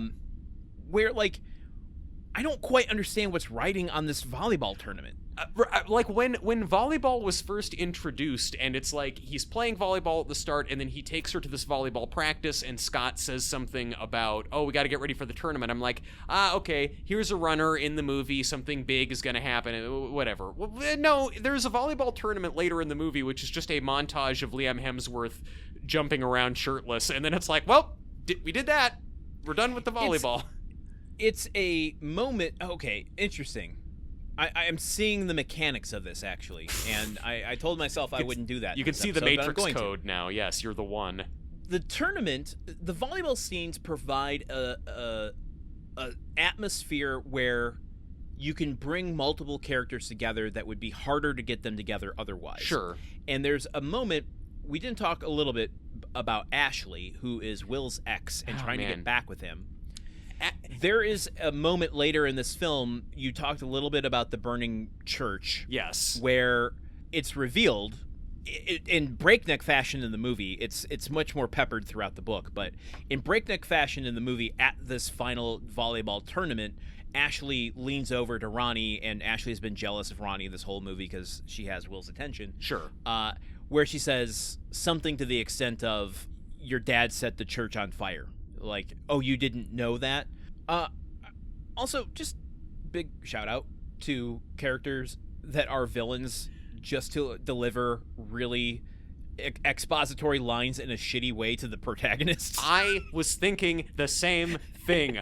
That is such a character archetype. I want to play that character. Same. I have one of my friends was dating a woman for a while who was an actress, and she was in like a couple different movies. Like, her career was at the point where she was like that girl. She's not the protagonist. She was like beautiful girl who is mean in movie, mean to the main protagonist in the movie. Yeah. She's like, she would be Ashley in this movie. Yeah, exactly. It's like you have 8 to 10 lines. You're kind of at the beginning. You get a comeuppance somewhere along the way. Maybe you show up at the end, either being nice or with egg on your face. That's an art form. I want a supercut of just the designated mean girl in these movies.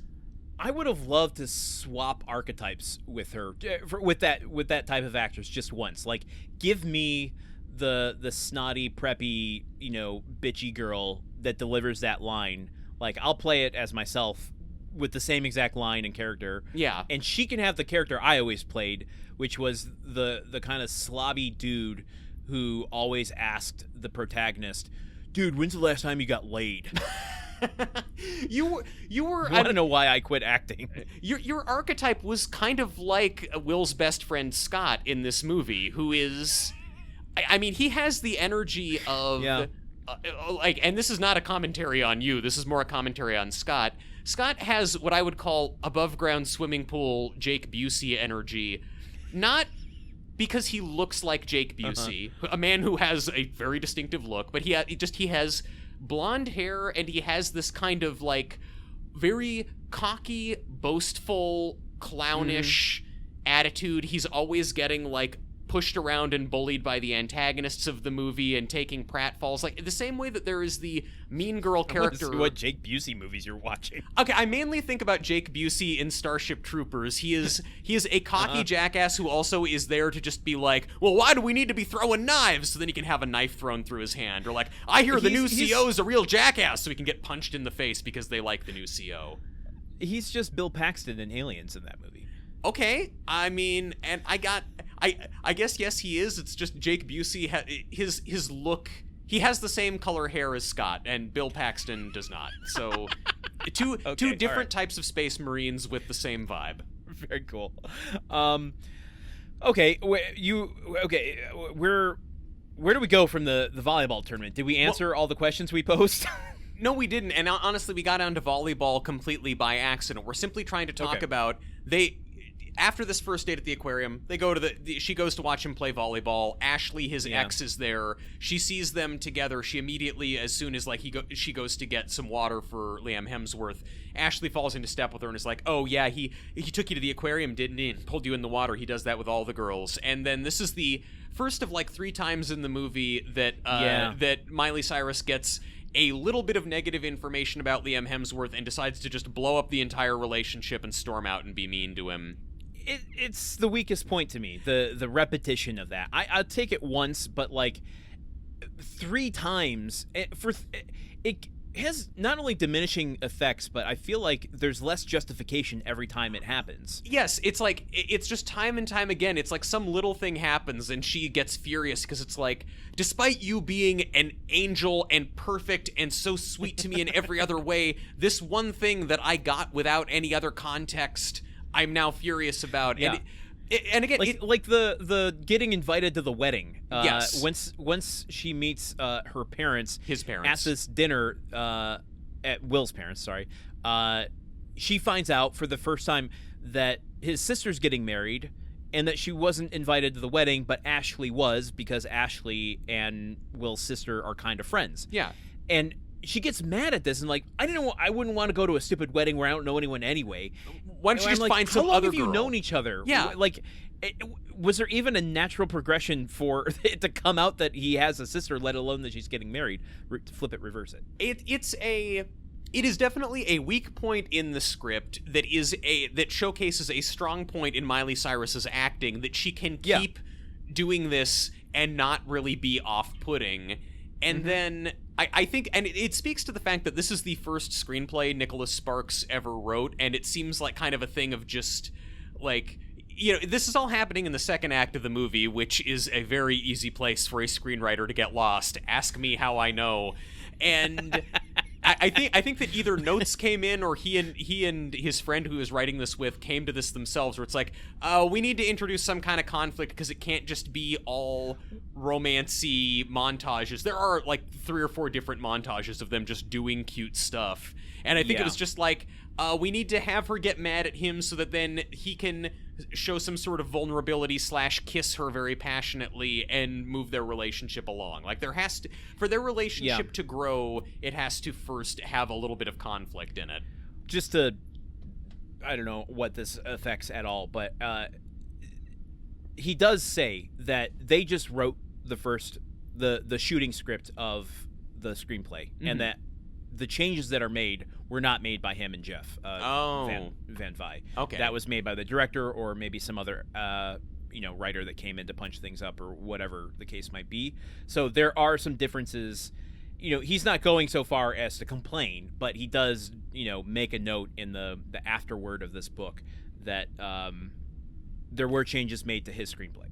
Yeah, and I mean, I can see changes having to get made just because of the Miley Cyrus industrial complex. I'm sure employed some ghostwriters and such to just make sure that her image in this was still pretty wholesome, and to get a script from Nicholas Sparks and be like, no, this is not wholesome enough. We need to wholesome it up a little bit more because we have to have Hannah Montana's image to protect. Okay, Truman, I think it's the time. Okay. I have another concept I gotta present here. Oh boy, concept number 2, the last concept. Landon's been working on this concept for so long, but he's dying. He can't finish the concept. I haven't been working on this long at all, but this movie brought something to my attention that's always been there, and I'm not even going to pretend to be the first to like recognize this, but I felt compelled to put words to it. Yeah. And maybe somebody has in more elegant ways than me, which is very likely because I am not elegant in any way, shape, or form. Stop it, you. I want to present this concept to you, and maybe you can help me articulate it. Okay. There's I don't want to call it a genre, a category maybe, of film, books, music, art, pop culture. Keep going. That can be classified maybe as quietly Christian. And this film falls into it. I mean, the book is explicitly, and in fact, in his afterword, Nicholas Sparks says that one of the things he wanted to do with the Steve character, the dad, was to bring more of a faith bent to it. Oh, but okay. in you said the word wholesome. Yes. And that word permeated my experience with this because it's a PG movie, which is interesting. We don't see a lot of PG movies, like live action PG romance movies like this. Yeah. You're talking about, a Disney star trying to break out of the Hannah Montana bubblegum mode into real mode, but still having a wholesome, persona to protect. And here's what I've identified so far, and please help me expand on these. Of course. To be quietly Christian, it has to be wholesome. Yeah. Family values. Yep. Family usually unit. A family unit. It could be broken, but the family values of that unit are important. Yeah. There is a character adhering to or showing deference to adults. Yep. Abstinence, not necessarily across the board, but Ronnie, it's made a point of she doesn't smoke, she doesn't drink. They do not have sex. Big silence. Not that we see on screen, and clearly not intended within the text of the movie. Although, yeah.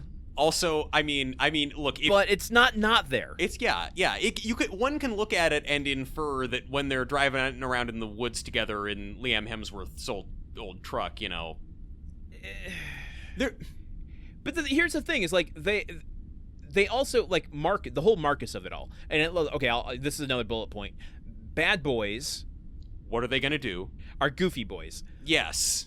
Like Marcus is not like, if I ran into him in an alleyway, he would be afraid of me. Yes. Yes, he would.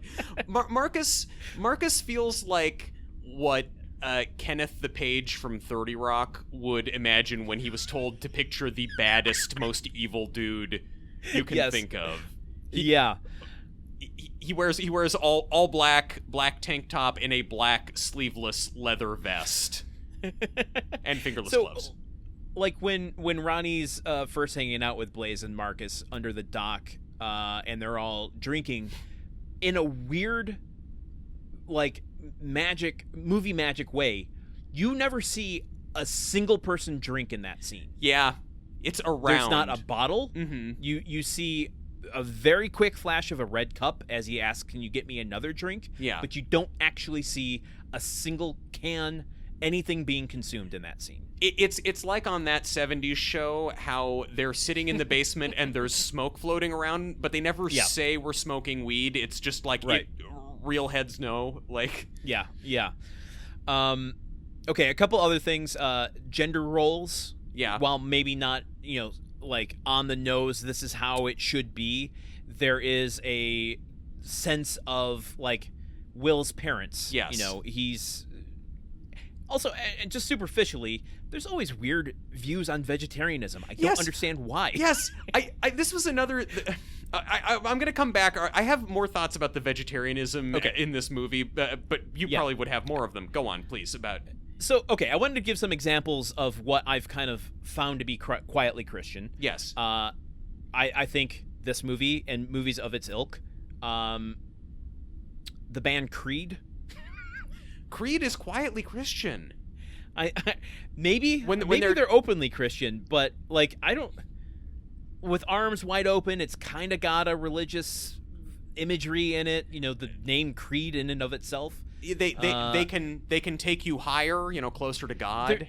There's a certain inspirational vibe to it. What else would be quietly Christian? Oh man, yeah, no, it seems like they do have some origins in Christian theology. Creed has been categorized as Christian rock. Okay. Well, the concept of quietly Christian, though, is like they might have those Christian values, but they recognize that the commerciality. Yeah, just like Christianism and commercialism. We're inventing a whole new type of English that only exists when it's hot. Can you get this on another podcast? I ask you. We have the freshest malapropisms of any podcast. The point is, like, it feels like they're playing within the system to get their Christian values out rather than making a Christian movie starring Stephen Baldwin. Yes. This is not God's Not Dead. This is not Overcomer or Breakthrough. Right. But it's trying to, like, put that message out there, even though there's not even, in the film at least, I don't think there's even any. Okay, well, there's a church, which I am led to believe is a place that Christians go to, but there's not, like, no one's wearing, like, a cross necklace. I think, actually, right. Greg Kinnear has, like, a little Buddha figurine next to his piano, so it's, like, sort of a coexist bumper sticker, but mainly Christianity vibe to it. I mean, he's reading the Bible throughout the book. Wow. Greg Kinnear is... Look, no shade to people who are Christian and read the Bible. Like, you're fine. I just feel like Greg Kinnear, as just sort of the soulful dad who likes playing the piano and hangs out around a church, is a little easier for me to empathize with than guy who is constantly reading the Bible dad. Agreed. Although, listen, we can go into Greg Kinnear because I have nothing but good things to say about him. I love him, a prince. There is a taste of quietly Christian about him. Well, I mean, look, the way that when Liam Hemsworth and Miley are first sitting Shiva around the turtles out at the beach, that's not sitting Shiva is after someone dies. They're keeping watch on the turtles. I had to get a little Judaism in there with our Christian talk, but, like, Greg Kinnear is, like, kind of sternly watching this through binoculars, and then he, like, walks out there, he walks out there to meet them, and per the quiet Christianity, Liam Hemsworth gets up and says, "Oh, hello, sir." Like, he always calls him sir and is always very like respectful and deferential. And then he pulls the chair aside and, like, several feet away from Miley's, and then, like, draws a line in the sand with his shoe, and then just, like, looks hard at Liam Hemsworth, and he goes, "Yes, sir, I understand." And then I'm doing more accent than anyone in this movie does. No one even has an accent. No, this is the least Georgia you could possibly get. This is also North Carolina. It is Nicholas Sparks. No, Landon. The book is set in North Carolina. The movie is set in Georgia. The Wikipedia page, which has so much detail about the production on it, goes into great detail about how the government of North Carolina was pursuing this movie hard, offering them all kinds of tax incentives and tax breaks to film in North Carolina. Governor Bev Perdue had a press conference scheduled to announce that the last song was going to be filmed in North Carolina, but then at the last minute, the tax assessor's office for North Carolina said, no, actually, they don't qualify for certain exemptions, but Georgia offered a better deal, so Disney went to Georgia, and there are so many quotes from so many different North Carolina government officials about what a huge loss for the state of North Carolina this was, how much tourism they've lost out on, how many jobs won't get created. It is a wonder that the state of North Carolina was able to carry on after this. I love when I accidentally step on a Truman Cap's landmine. I was reading through it and I was like, wow, this is a lot of discussion of tax rebate policy. I'm on board for it now. Landon is going to be so mad when I talk about this. I love it. I think this is the premium content you're not going to find on your daddy's movie podcast. Yes. The question, though, is, I guess I don't have any evidence either way. Was it shot in Georgia and the movie is set in North Carolina, or did they go, we are reeling so hard from that North Carolina backfire that we're just gonna reset the whole movie in Georgia? So they said they said on Wikipedia. What that I know that actually I was expecting like a yes or no or no. No, Landon. I didn't even know there was a landmine within a landmine. Yes, you can never win. They they were trying to like at first go for this notion of like, we'll shoot it in Georgia and say it's North Carolina, but they say that because they're shooting it on Tybee Island, Georgia, and there's this quote: "We had a hard time trying to hide the fact that this was Tybee and Savannah was Savannah. Like, it was just so distinctively Georgia that they decided we'll set it in Georgia." There's a line Kelly Preston says something about like, "Oh, it's sad the church burned down. It was one of the oldest buildings in Georgia." Oh yeah, now I do remember that line. I'll tell you, look, I've never been to Georgia. I've never been to the South. Looking at this, if they hadn't said it was Georgia, I'd have no idea where the fuck it is. Like, I don't know. It seems to be a southern beach town. Does Tybee Island have a distinctive look? I don't know. Anyway, I listen. I'll balance the scales. Tybee Island, we're not disparaging you. You are unique and wonderful in your own ways, and it looks charming. You do not look like anything else on the planet. You house sea turtles, and we all thank you for that. Yes, thank you for the good work you do with the turtles. Maybe a little bit more rigorous animal protection down at the aquarium when it comes to volunteers flirting. In terms of quiet Christianity, to bring it back around. Yes. And I was saying, yes, and I think you missed my point. Of course I did. I was talking about tax policy. Not Greg Kinnear, the character in this movie. Greg Kinnear, the actor, has a little quiet Christian vibe to him. Interesting. I got current Greg Kinnear. I see. I didn't pick up any of that in Mystery Men. Captain Amazing has no god except the many sponsors who he wears on his armor.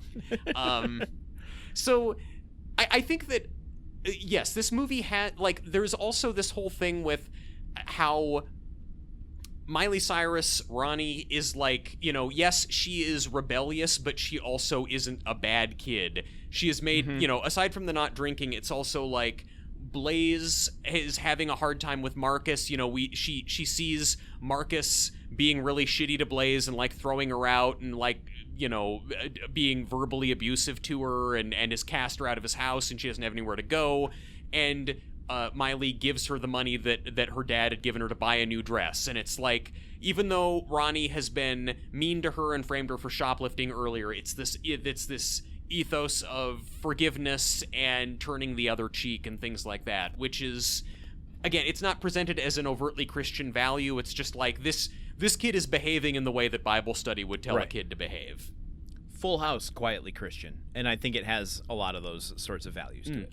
I would say that at risk of tripping into our past lives, all three of the County Line movies starring Tom Wopat and Patricia Richardson, quietly Christian. Yeah.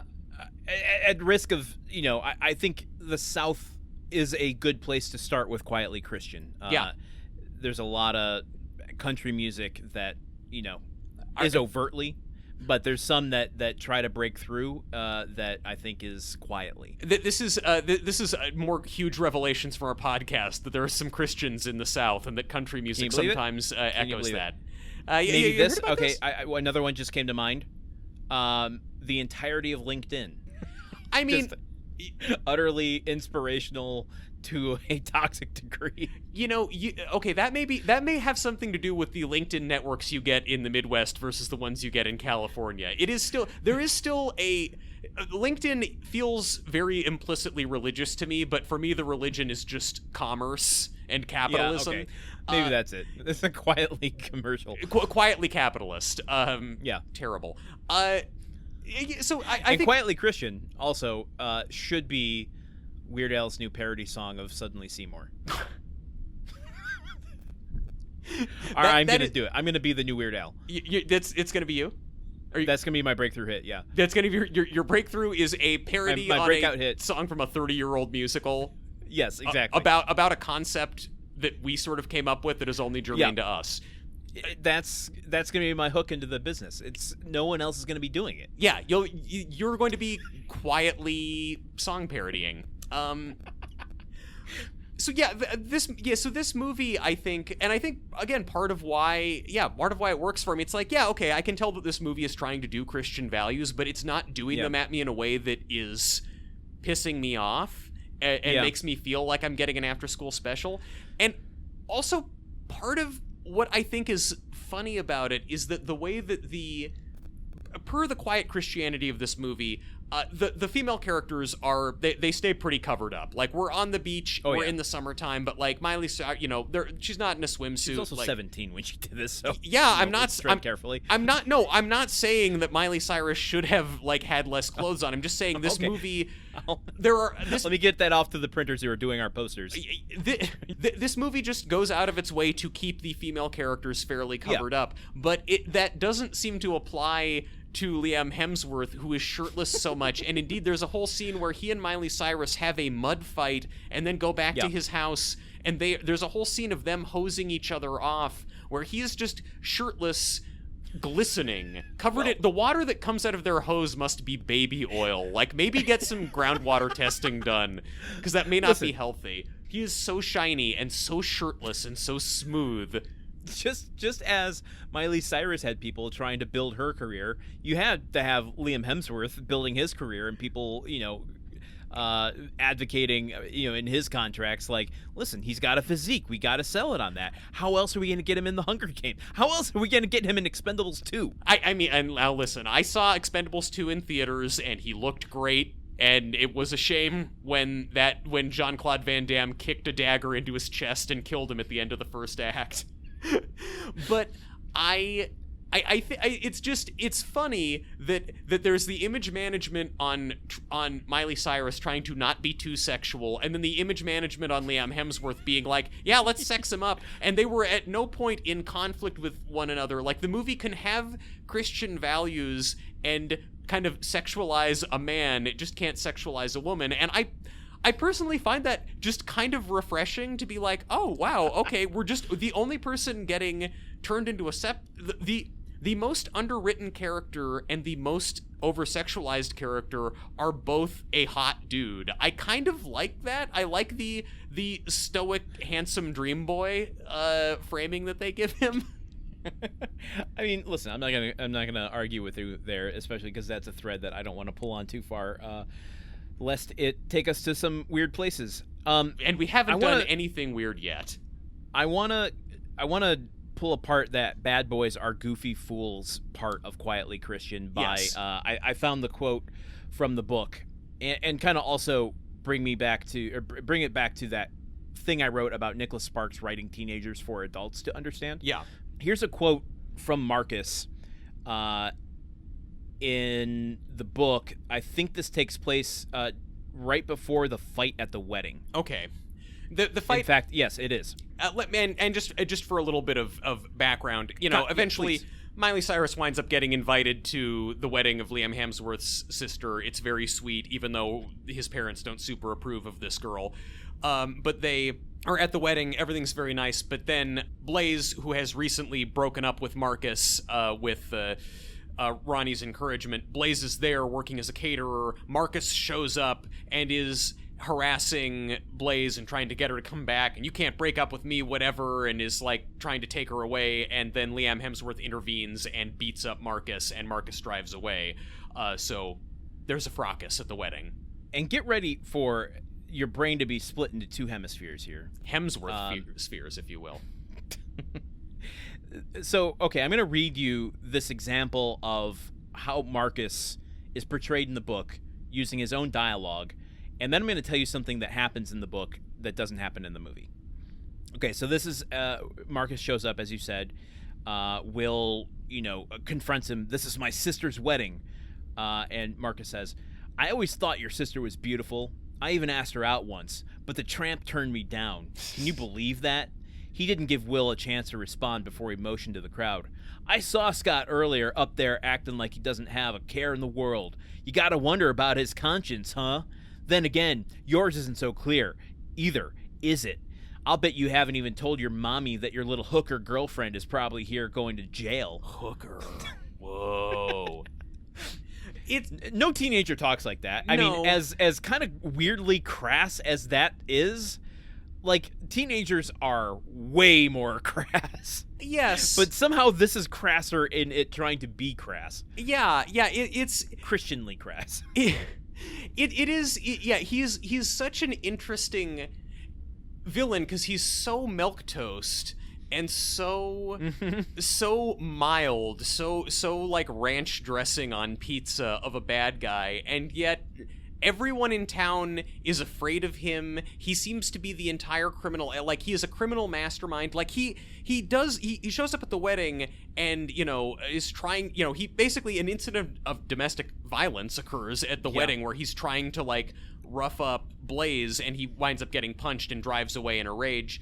And then it's like, he's out of the movie at that point. They never mention him again, but it's like, are we gonna call the cops about this guy? Like, everyone at the wedding is just standing there watching. No one else steps forward to try and intervene. None of these Georgians has like a gun, perhaps, or like it's just like we can't touch him. He owns the police. He's almost he has as vice-like a grip on this small town as Steve Carell does in Hope Springs. No one dares cross him. Well, in the book, I mean, he is kind of portrayed as abusive, in the same vein abusive in the book as he is in the movie. But there is a moment after this in the book in which one of the fireballs that he's constantly juggling sets Blaze ablaze. Fuck. She gets set on fire. Do you think that's why they call her Blaze? Oh, man. I mean, listen, I'm not going to put it past Nicholas Sparks coming up with Blaze. Maybe Blaze is the surrogate for him in this movie. Ah, yes. Yeah, he's... because his real name is a Lord of the Rings name. His real name is... Denethor. It's all... Speaking of fire and Denethor is the most in the bedroom character name from Lord of the Rings you could have pulled. Why Denethor? Why Denethor? Let's see, because I've seen a couple Denethor memes recently online. Okay. Because oh I haven't, God. because I didn't really engage super hard with Lord of the Rings, and that was the first name I could come up with. Oh my God. So what is all? Just say one more thing about Marcus and this funny old person conception, quiet Christian idea of what a bad boy is. There's this whole notion of the church burned down, and people in town think that Miley Cyrus's dad did it because he was the last one in the church. He was in there playing the piano at night with some candles lit, and then, as he says, I got a little confused and passed out because of some medication my doctor prescribed me. Dad, what medication? Don't worry about it, it's fine. Oh, do worry about it, viewers, it's not fine. But he assumes that, like, he fell asleep and knocked over a candle. Turns out, actually, what happened was that behind the church, Scott and Will had been hanging out with some friends. Marcus showed up, Will left, but then Scott was there with everybody. They were, quote, playing with fire, and that wound up burning the church down, and none of them have said anything, and they've allowed everyone to assume that it was Miley Cyrus's dad who did this. Whenever I say Miley Cyrus's dad, I'm referring to Greg Kinnear, not Billy Ray Cyrus, writer of Achy Breaky Heart. Just want to make that clear. One of my least favorite songs. But so it's this is the thing. Like, this is the big reveal of the movie. It comes around at the end when Scott heroically comes forward and comes clean about this. So Marcus is so evil, and the greatest expression of his evil in the movie is simply that he was hanging out with a bunch of teenagers playing with fire. Like, that's what it's not drinking, it's not sex, it's not drugs, it's literally just, like, a bunch of kids playing with matches. I mean, he does have a leather vest with no shirt on underneath it and a fedora. Yeah, he is wearing a fedora at the beginning. He walked right off the set of Reminiscence and into this movie. It's a funny thing. It is this very Christian 50-year-old dad perception of, okay, what's the worst thing teens can do? And it's like, playing with matches is like a bad thing for a 7-year-old to do, but a 17-year-old has better shit to be doing that's wrong than, like, ooh, let's set little things on fire and see how it looks. Okay, listen, I think we'd be not doing our due diligence if we didn't dive a little bit into the tragedy of the story. That comes out of nowhere. It's a little more peppered throughout the book. One would expect. It does literally come out of nowhere in the movie, but What is it? Let's just get it out there and we'll break it apart. So there's been the wedding that they've gone to together, and then random hooligan shows up and tries to seriously injure Blaze, and then Liam Hemsworth beats the crap out of Marcus, and Liam Hemsworth's parents are so mad and tells them to leave his sister's wedding, so they drive away. Heavy shit is going on. There's a lot to process. Also, I love in one of these moments, Miley Cyrus is walking away, and with Will away from the wedding, and goes, "Well, geez, I guess your mom's never gonna like me now." And it's like, you literally had nothing to do with what happened at the wedding. Yes, and also it's like, okay, so they leave the wedding. They're cast out by Liam Hemsworth's parents. They drive home. And then it's just like they get back to the house and it's like, well, that was crazy. And they kind of chuckle. And then her brother runs up and it's like, guys, the turtles are hatching. And then they just run out of the car and go check on the turtles. So it's like, Marcus still on the loose. Maybe are we going to file a police report and make sure that this guy doesn't try to do more harm? And no, okay, I guess it's turtle time.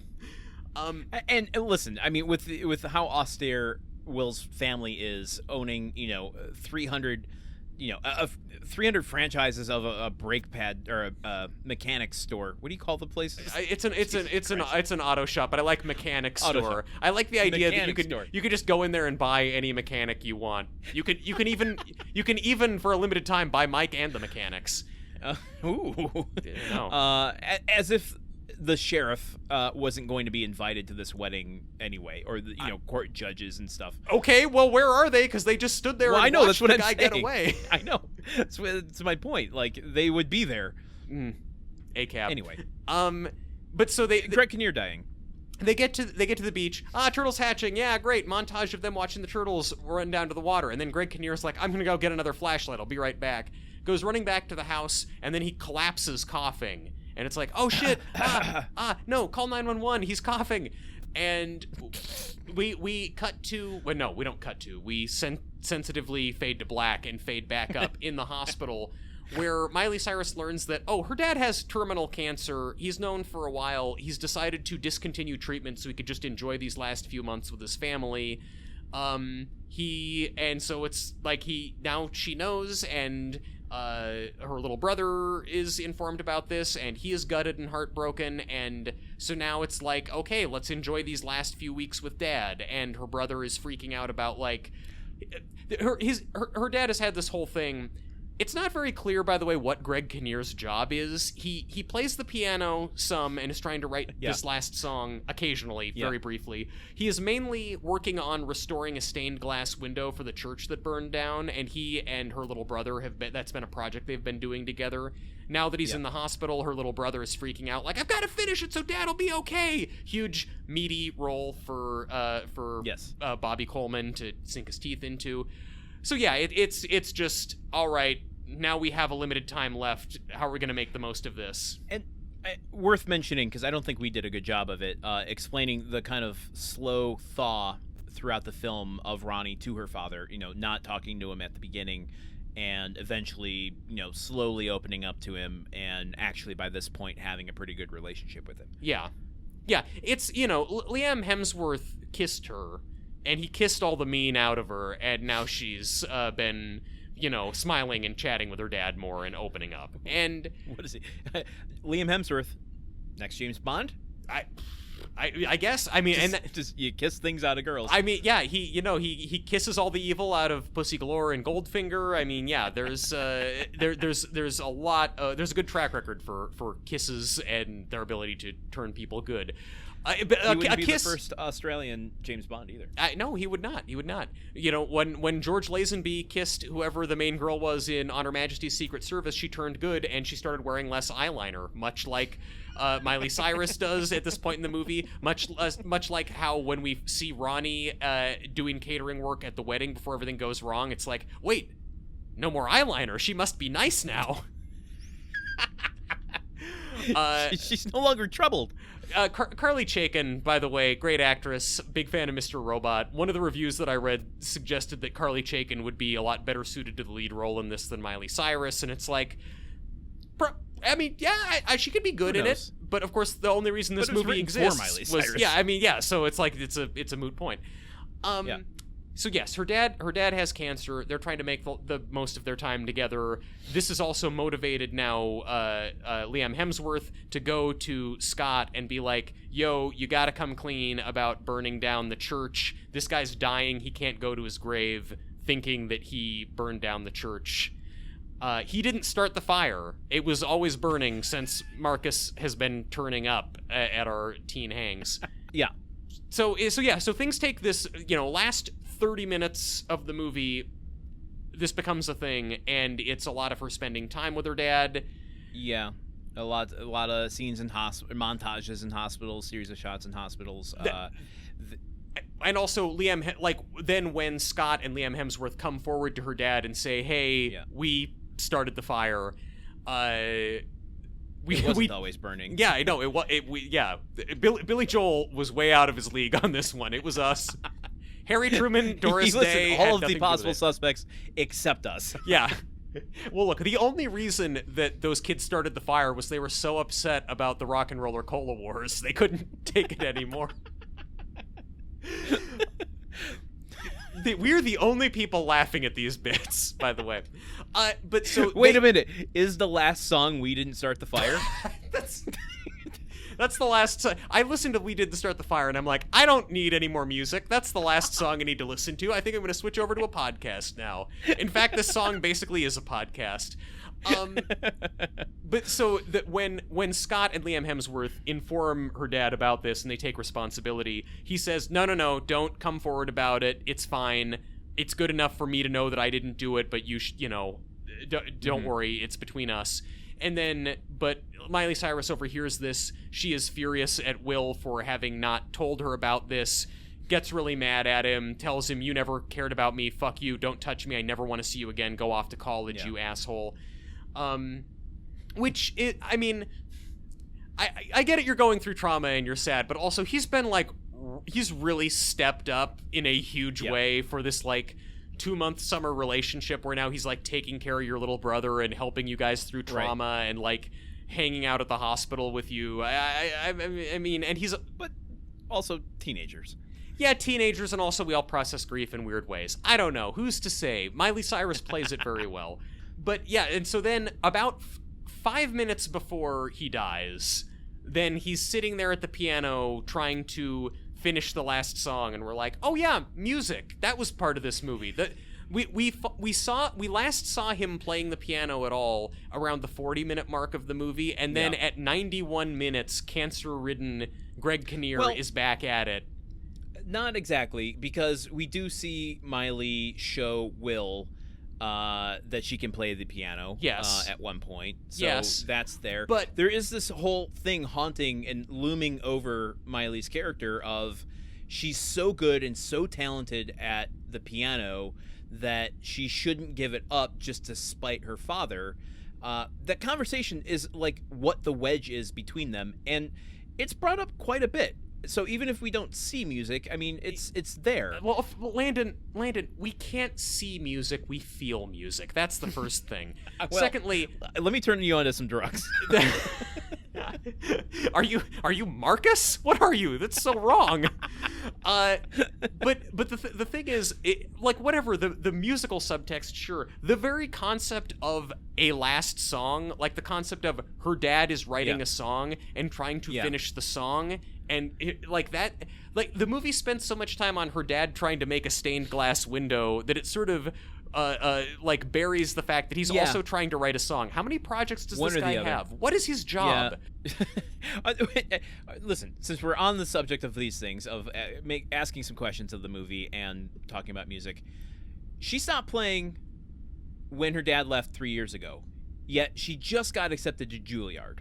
Okay. Now, my understanding of Juilliard is there's a rigorous audition process, and you have to practice in order to maintain a level of talent to get in there. It is insane. This movie, at the beginning, Kelly Preston is talking to Greg Kinnear, and they're kind of bringing us up to speed, and it's she got accepted at Juilliard, but she hasn't touched a piano in years. They still want her. They've been following her since she was a child. She was so good at a piano recital when she was 7 that Juilliard has been you know what? You're in. We don't care that your high school grades are shit, that you got arrested for shoplifting, and that you have not played the piano in years. We're fully willing to bounce some like clarinet prodigy from Ohio so we can let you in, Miley. We need you. Come to Juilliard, never play music. We just want your vibes. Yeah. Anyway, that was the one like thing I had to pull out of this movie. I think also, just in terms of the surprise cancer, yeah. I mean, it is definitely a total curveball that could have been foreshadowed better. Presumably it is in the book. I mean, not much, but it is. Like early on in the movie, there's this scene where Kelly Preston and Greg Kinnear are talking while the kids aren't there, and they're just having this conversation about like, oh, how bad her grades are and whatever else is going on. There's no sense between these two that like she is aware that the father of her children only has a few months to live, or that like he is like, this is going to be one of my last conversations with my ex-wife. Like that would be a place that they could put in some subtext of like, why are they having such a somber tone to this conversation? Like, it's a Nicholas Sparks movie. Exactly. You shouldn't be surprised that it's going to get weepy out of the blue. The weepiness could have been executed better, but again, the movie just, the point of it is just to take you on an emotional roller coaster ride of a journey, right. And it does that. It's one of those summers. That one summer. Yeah, it's a TOS. Yeah. Man, okay. There are a few other things that we haven't touched on, but I hate grouping these together at the end, but I do think it's interesting to kind of look at the careers of a few people involved in this. Yeah, was Miley Cyrus famous from something before this? If this isn't your bag, you can just kind of 30-second skip to the end. Every podcaster, that's the way you do it. Take notes from this. You know you're in trouble when the podcasters are telling you, don't listen to this. Even we don't care about this. I do care about it, but I recognize that this is me being a Marcus. I'm sorry, I guess Marcus's thing wasn't like showing up at the wedding and telling people extraneous details about filmographies out of the blue. Well, he didn't get a chance to. He was thrown out before he could. Yeah. Liam Hemsworth was like, if you even start talking about Tony Shalhoub's filmography, I'm gonna knock your teeth down your throat. Listen, I'm not gonna take long on each of these people, but I find some of these stories interesting as far as where they came into their career. Okay. So we haven't talked much about the direction of this movie, and please, if you have any thoughts about the direction, chime in while I go through this. Okay. I think it was well directed. Yeah, I do too. Julianne Robinson is the director. She's primarily a director of TV and TV movies, and this is her last feature film directorial debut.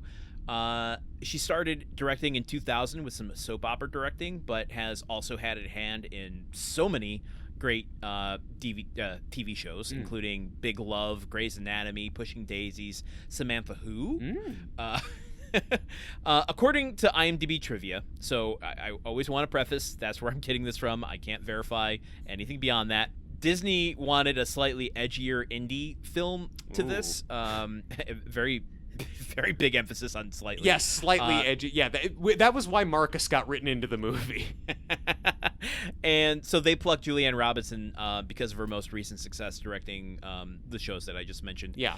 After this film, she continued mostly in TV with one or two other features, but she maintained like the highest pedigree of direction with shows like Two Broke Girls, Parks and Rec, Brooklyn Nine-Nine, The Middle, Nurse Jackie, Orange is the New Black, Masters of Sex, The Good Place, and she eventually received an Emmy nomination for directing an episode of Bridgerton. Oh, okay. So, like, she has a talent for telling a specific kind of story. I think that this movie is well directed, as did Roger Ebert. I think there's a moment where like when Greg Kinnear and her brother are bringing her home from getting busted for being framed for shoplifting, where like we start off, the camera is framing her in the back seat. No, it's her brother in the back seat saying like, are we going to tell mom that you did this? And then she just leans into frame and says, "Don't, I didn't do it." And the camera then it tracks around outside the car to then frame in her and Greg Kinnear. Like there are just moments where it's like, oh, they took a little extra care in how they set this up. There was some love and forethought put into how we're framing these things. It's not just we're pointing the camera at two good-looking teens and letting them smooch, which You're right. But it also allows it to do that when it needs to. Yes, exactly. But when it does it well. I think it elevates the material and, again, kind of patches up the weaknesses in the script. Let's talk about Nicholas Sparks, because you already talked a little bit about Jeff Van Wee, who co-wrote this film with Nicholas Sparks. I didn't know that he was college roommates with him, so that's interesting. They went to UNC together, and Jeff Van Wee wrote this with him, and he wrote one other movie, and then he worked in finance or some other industry for a while, and now, according to his LinkedIn, he is doing consulting and script doctoring work for people who want notes on their screenplays. So, okay, if you want some notes from Jeff Van Wee, you know where to go. Is his LinkedIn page. Who was the other person on the show that had a script guru class that you could take? Well, that was someone on a different show who wrote California Dreamin'. Oh, that's right. Where you can that pay was California Dreamin', where you can pay like $1,500 to learn how to write a script as good as California Dreamin'. Okay. Nicholas Sparks. Nicholas Sparks, won't you? I will.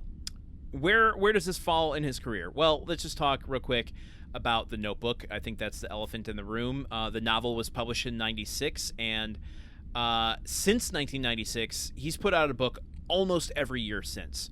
Not every year, but almost every year. The first movie adaptation of his work was Message in a Bottle in 1998, or 1999, I should say. The book came out in '98, starring Kevin Costner, Robin Wright, and Paul Newman. Not a shabby cast for your first movie. Yeah, pretty good. We should all be so lucky. But I think the Nicholas Sparks brand name first started in 2002 with A Walk to Remember. And that kind of established the young romance. However, I should say in 2004 was like when he cemented himself, because both The Notebook comes out that year, which is in the same realm as Walk to Remember in terms of teenage-ish romance blossoming and dealing with tragedy. But also, he has the other end of the spectrum with Nights in Rodanthe coming out, both as a book and as a movie with Richard Gere and Diane Lane. Mm-hmm. Yeah, I have no idea what that movie is. I have no idea what Rodanthe is. I just have heard that's a title I'm just aware of, and it is. My guess, it's maybe a city in North Carolina. Seems like a fair bet. Even if it was actually filmed in Georgia, much to the consternation of Governor Bev Perdue. Rest in peace. After 2004, the next 6 years leading to this movie, which is in 2010, there's just a litany of his movies coming out. All of them just has a poster of a man cradling the face of a woman on a beach. About to kiss. Almost kissing. Just right about to kiss. Just so close to kissing. It used to be that women were huge and the men were small on posters, and now the men and women are both huge, and the only thing that's small is the distance between their lips. Really makes you think, doesn't it? Can you picture a little tiny Ed Burns right between the two of their mouths? That's the quiet Christianity. Leave a little room for tiny Ed Burns.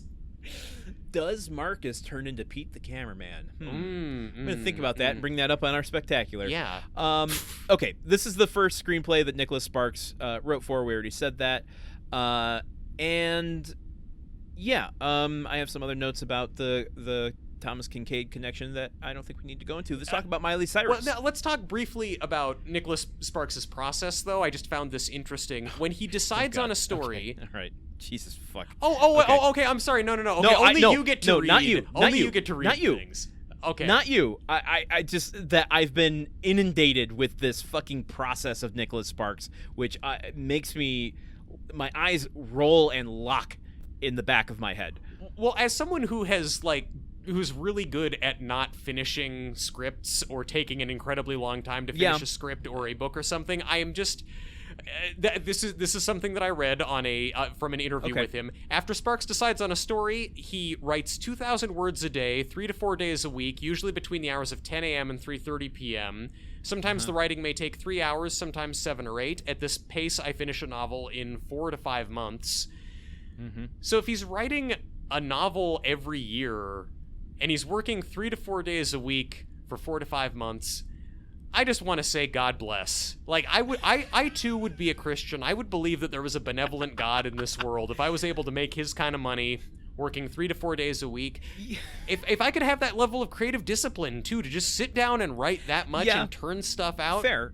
I can't criticize that. I mean, the dude creates things and puts it out in the world and has, millions of people read his books. You can't take that away from him. At the same time, the other months of the year that he's not writing, he's going on press tours, where giving interviews like you just read, or the one that I saw, the YouTube clip of someone interviewing him and Nicholas Sparks saying, my stories have three essential elements. One, they're set in North Carolina. Mm-hmm. Crucial. Two people fall in love. Okay. And three, there's usually a surprise at the end.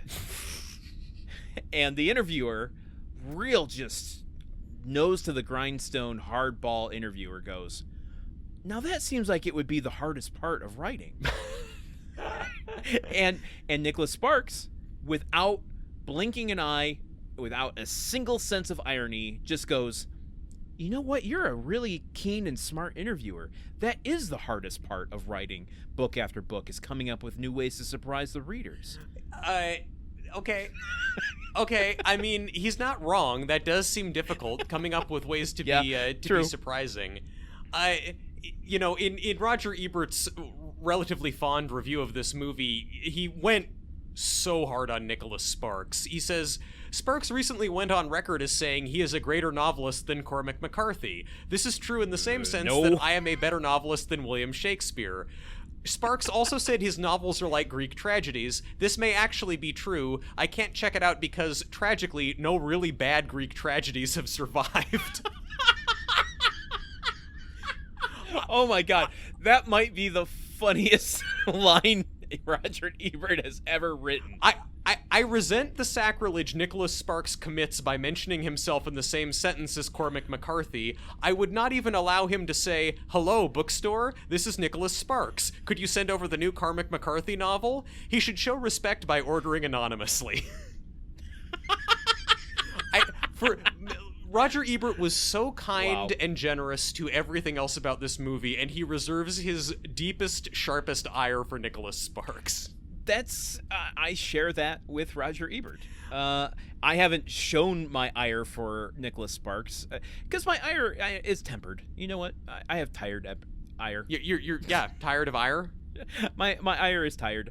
I'm sick of being so negative and brimstone-y about these things. Like, fucking, you like Nicholas Sparks? Who cares? Yeah, fine. It's a fast read. Yeah, there's no harm in it. There's no harm in it. You like it? That's fine. You know, whatever. I got my science fiction. I'm gonna go read my Harlan Ellison. It's fine. Yeah, it's fine. It's fine. It's totally okay. You don't need to like Harlan Ellison. No. I don't really have much to offer or add to that because I don't really read that much. Okay, let's talk about Miley Cyrus. Let's talk about Miley Cyrus. Let's also recognize we haven't explained the end of the movie, and we have been talking for quite some time. So, okay, all right. Well, he dies, and they get together. Yes, I suppose that's true. He dies. She finishes his last song, and he dies literally the second she finishes the song. She then plays the last song at the funeral in the glowing light of the stained glass window that he repaired, and that Jonah repaired. Yeah. And Liam Neeson shows up. Liam Neeson shows up because it turns out I have a specific set of skills. Marcus kidnapped his daughter. One of them is repairing stained glass windows. I hope you need my skills. If not, I will make other anonymous phone calls to people around Georgia. Liam Neeson shows up at the end, and he laments that he has this nice watch. He could have sold the watch and saved a few more Greg Kinnears.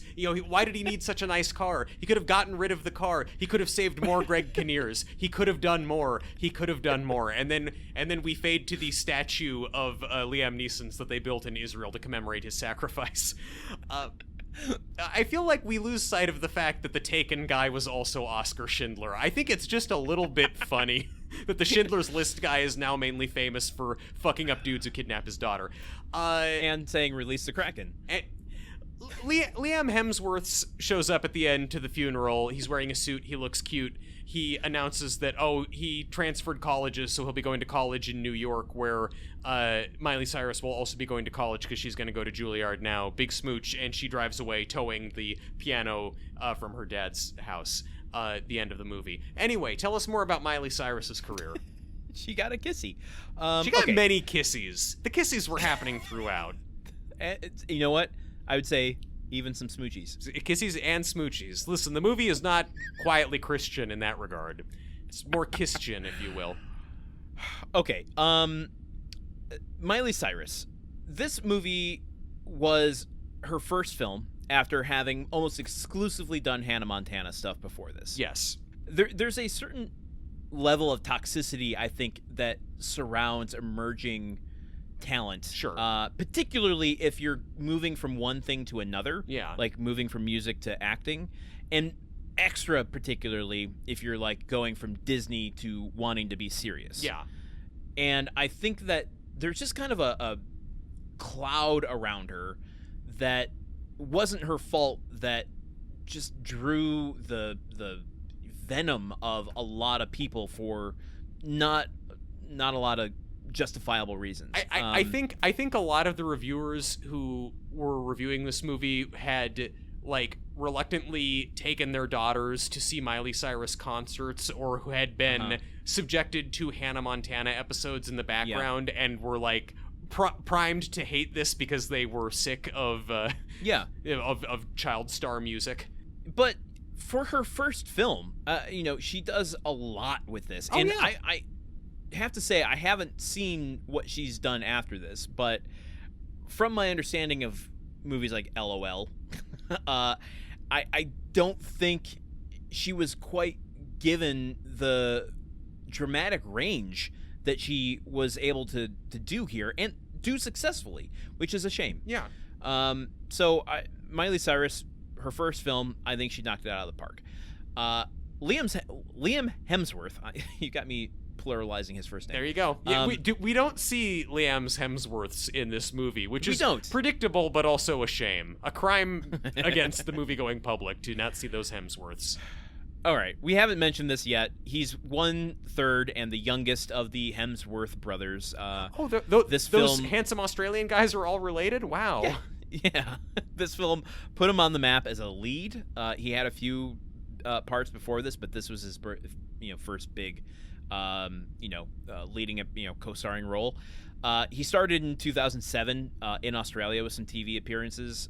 He came to America and landed the Alex Proyas Nicolas Cage film Knowing, and an entertaining little aquatic sci-fi horror film called The Triangle in 2009. Recommend people see that one. The Triangle of Sadness, yeah. Woody Harrelson's in it. Different movie, also worth seeing if you can handle people throwing up on screen, which I can't. Go on. You can't. But okay, so that's where he was before this film. However, between this and his real life relationship with Miley, he skyrockets into pop culture with the Hunger Games, and for some reason I'm still wondering why. I'm wondering if they got the wrong Hemsworth for Expendables 2. Like they thought they were getting Chris, but we're dealing with the wrong agent. I don't hate him in Expendables 2. It's just a weird casting choice. It is a weird casting choice, but also they just needed the most disposable Hemsworth who they could kill off early on, so all the old guys can have an excuse to go shoot more people. They're like, we want Thor, and Liam's like, I auditioned for Thor. My brother got it. Would you like above ground swimming pool Thor? Because that I can do. I mean, look, it's a cool fucking way to die. I talked about this already, but Jean-Claude Van Damme roundhouse kicking a knife into your chest. That's how I want to go out. I'm going to say, Expendables 2, also go see that movie. Yeah, no, it's great. It's good. All right, now the one that I think we're both very excited to talk about, Greg Kinnear. Greg. Woo! Okay, I had the question, how do you feel about Greg Kinnear? You've made that clear already. I've made it clear throughout the episode. Oh, boy. This film is an interesting turning point in his career into supporting roles. Yeah. Well, I guess he'd done some supporting roles before, but he's not... His role here exists for the main characters. It doesn't exist for the arc of his own character. So win, lose, or draw, I think Greg Kinnear brings integrity to all of the characters he plays. Sure. He has an aptitude for straight man comedy that is just such a rare talent. He's really good. I think he's the best thing in Anchorman 2, where he plays a werewolf. Yes. Does he play the werewolf? I think he plays a werewolf in that. I'm gonna be honest. That Anchorman 2 is a movie that I saw, and it deleted itself from my brain as I was watching it. It was just like, you don't need this. Yeah, agreed. But the only thing I remember is how fucking funny Greg Kinnear was in that. He plays a psychiatrist, and maybe he has mental powers. That's what it was. The psychiatrist has mental. Anyway, his deadpan performance in Little Miss Sunshine when the police pull him over and the horn is going, still one of my all-time favorite. Can't keep myself composed while watching it. Comedy scenes. You mentioned in Mystery Men, him as Captain Mystery Amazing, Men. Just like yelling at his manager Ricky Jay about amazing triumphs at retirement home. It's pathetic. Or like him locked in the psychofraculator chair trying to explain to William H. Macy how to turn off the machine, but because he keeps saying the word toggle and nobody knows what toggle means. I mean, I guess I'm crediting the script, but like his performance is so good. He plays such a because in that movie he is playing someone who is a huge asshole in reality, who everyone perceives as a very like good and decent person, which is the kind of like tightrope that Greg Kinnear can walk because of his overwhelming sense of decency. So like, okay, but leading into this film, I think his biggest roles were behind him. His Academy Award nomination for As Good as It Gets was, a decade before this. And so from like Little Miss Sunshine to The Last Song, he took on more supporting roles in films like Baby Mama, The Invincible, Ghost Town, Green Zone. However, after this film, he has some of his biggest TV and miniseries roles that would come up.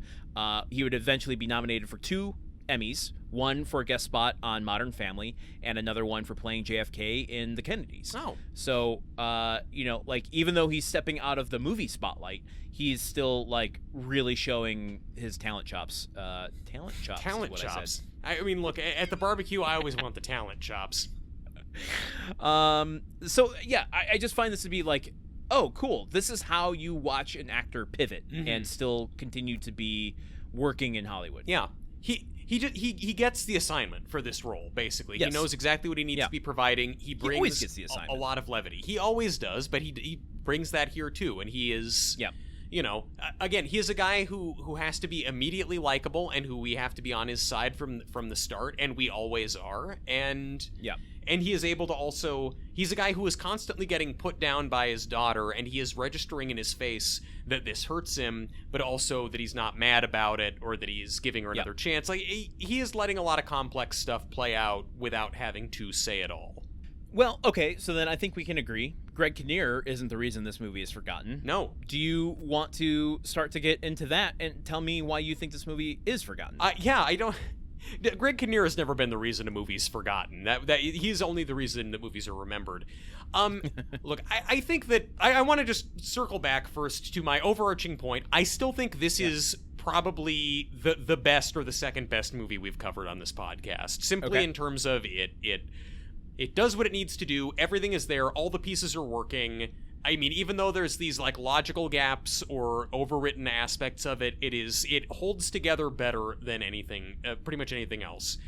And I think that why this movie was forgotten is that the reason the Wikipedia page for it is so long and so detailed, like there's so much detail on the Wikipedia page that I can tell you, like I know that Carly Chaikin recorded ADR on September 11th and September 18th, 2009 for 5.5 hours. Like there was so much coverage on this movie and so much reporting on it simply because it's Miley Cyrus. She's a huge pop star. She is coming off of a world tour. Hannah Montana is ending, and then also, oh my god, she's dating the guy who she is in this movie with, and like that is part of the story. That's being promoted and in the tabloid press, and Disney is putting that out there.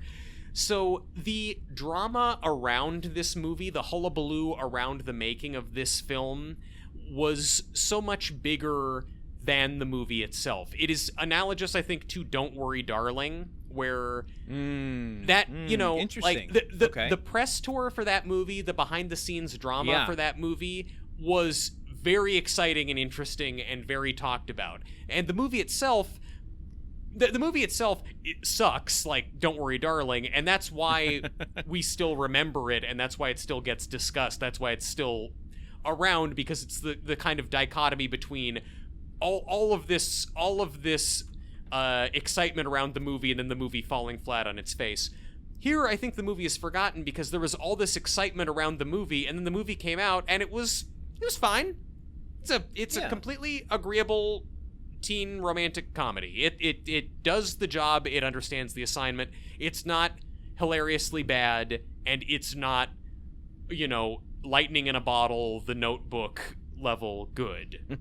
And Lightning in a Bottle sounds like the name of a Nicholas Sparks novel. It does. And, Message in a Bottle. Yeah. That's the sequel.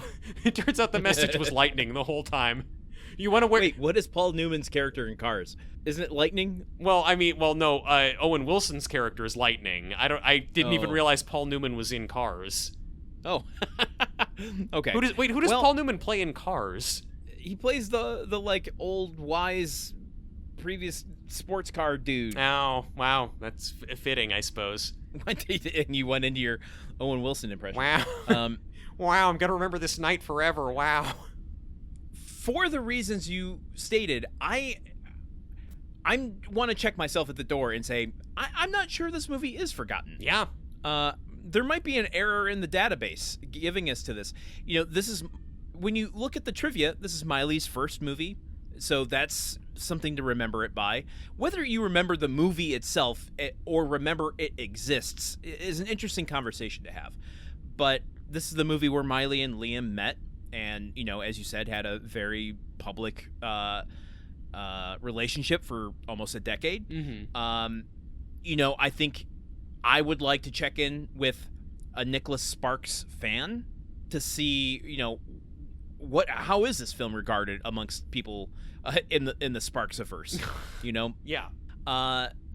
It might just be that this is just not our, in our ballpark to remember. And I pulled some data here that I want to just look at real quick. Okay. On Letterboxd, you can see how many people have logged the films that we've watched. And so I pulled the numbers for how many people have watched all of the films we've done this season so far. Yeah. Just as a comparison. Okay, so Operation Fortune, 105,000 people have logged that. Okay. Interesting. Life or Something Like It, 20,000. Big difference. Yes. Tarzan, 164,000. Okay. That's a lot.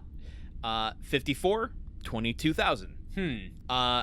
Barnyard, 127,000. This We're is like going back and forth and back and forth. Yeah, it's like every movie winds up at number 4, and every forgotten film is either 120,000 or 20,000. Poltergeist, 84. Simone, 26. Hope Springs, 25. Money Monster, 76. Reminiscence, 77. Don Juan DeMarco, 25. And this movie, by a large margin, 185,000 people have seen it. The most logged movie of any movie we've done. Yes, by far. Interesting also that Hope Springs would be like 20,000, even though it was the most profitable of any of the movies we've watched. I think that speaks more to the Letterboxd users than it does. You think old people aren't on the niche film lover social network? Interesting. Okay. Yeah, no, maybe the machine has fully shown its ass on this one by alleging that this movie was forgotten.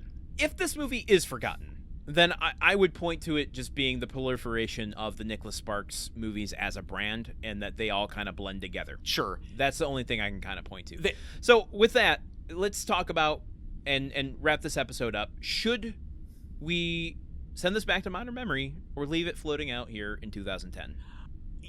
For my money, I think we should send it back. I think we should remember it, simply because, the movie's not perfect, but it's a good bit of just summertime fun. It's a good it's a good reminder that Miley Cyrus is a good actor.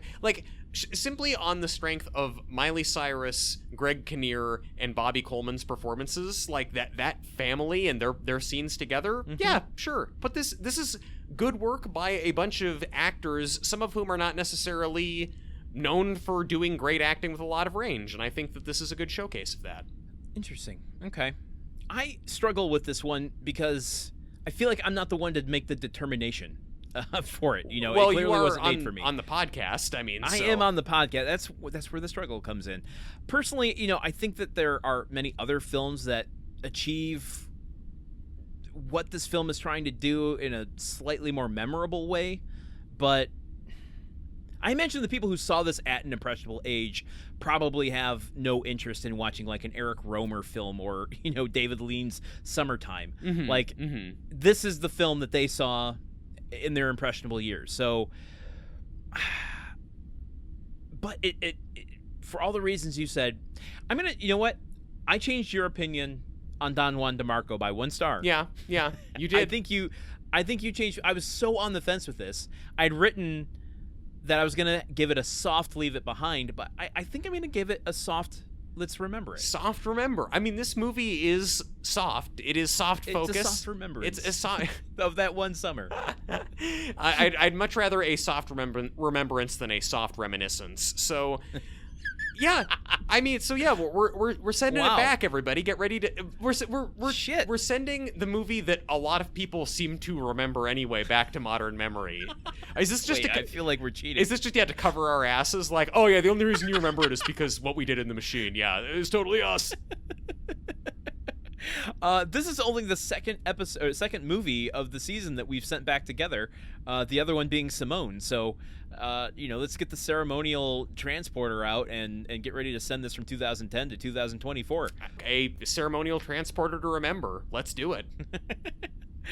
Okay, well, I guess until next week, that is all we have to say about the last song. It's not the last word on the last song. No, heavens no. No. Mini transmission coming at you next week. Until then, we'll see you then. Okay? Very good. Goodbye. It is hotter than a Georgia summer in this movie memory machine right now, and we're gonna go hose off in baby oil, just like the folks at Liam Hemsworth's house. So for Truman Caps, I've been Landen Solano. For Landen Solano, I've been Truman Caps. Goodbye. Movie Memory Machine is part of the Gruntwork Podcast Network. Join our Patreon at patreon.com/gruntworkpodcast to keep the machine running. Theme song by Porky's Groove Machine. Rate us on Apple Podcasts or wherever you listen. For more information on today's show, visit moviememorymachine.com.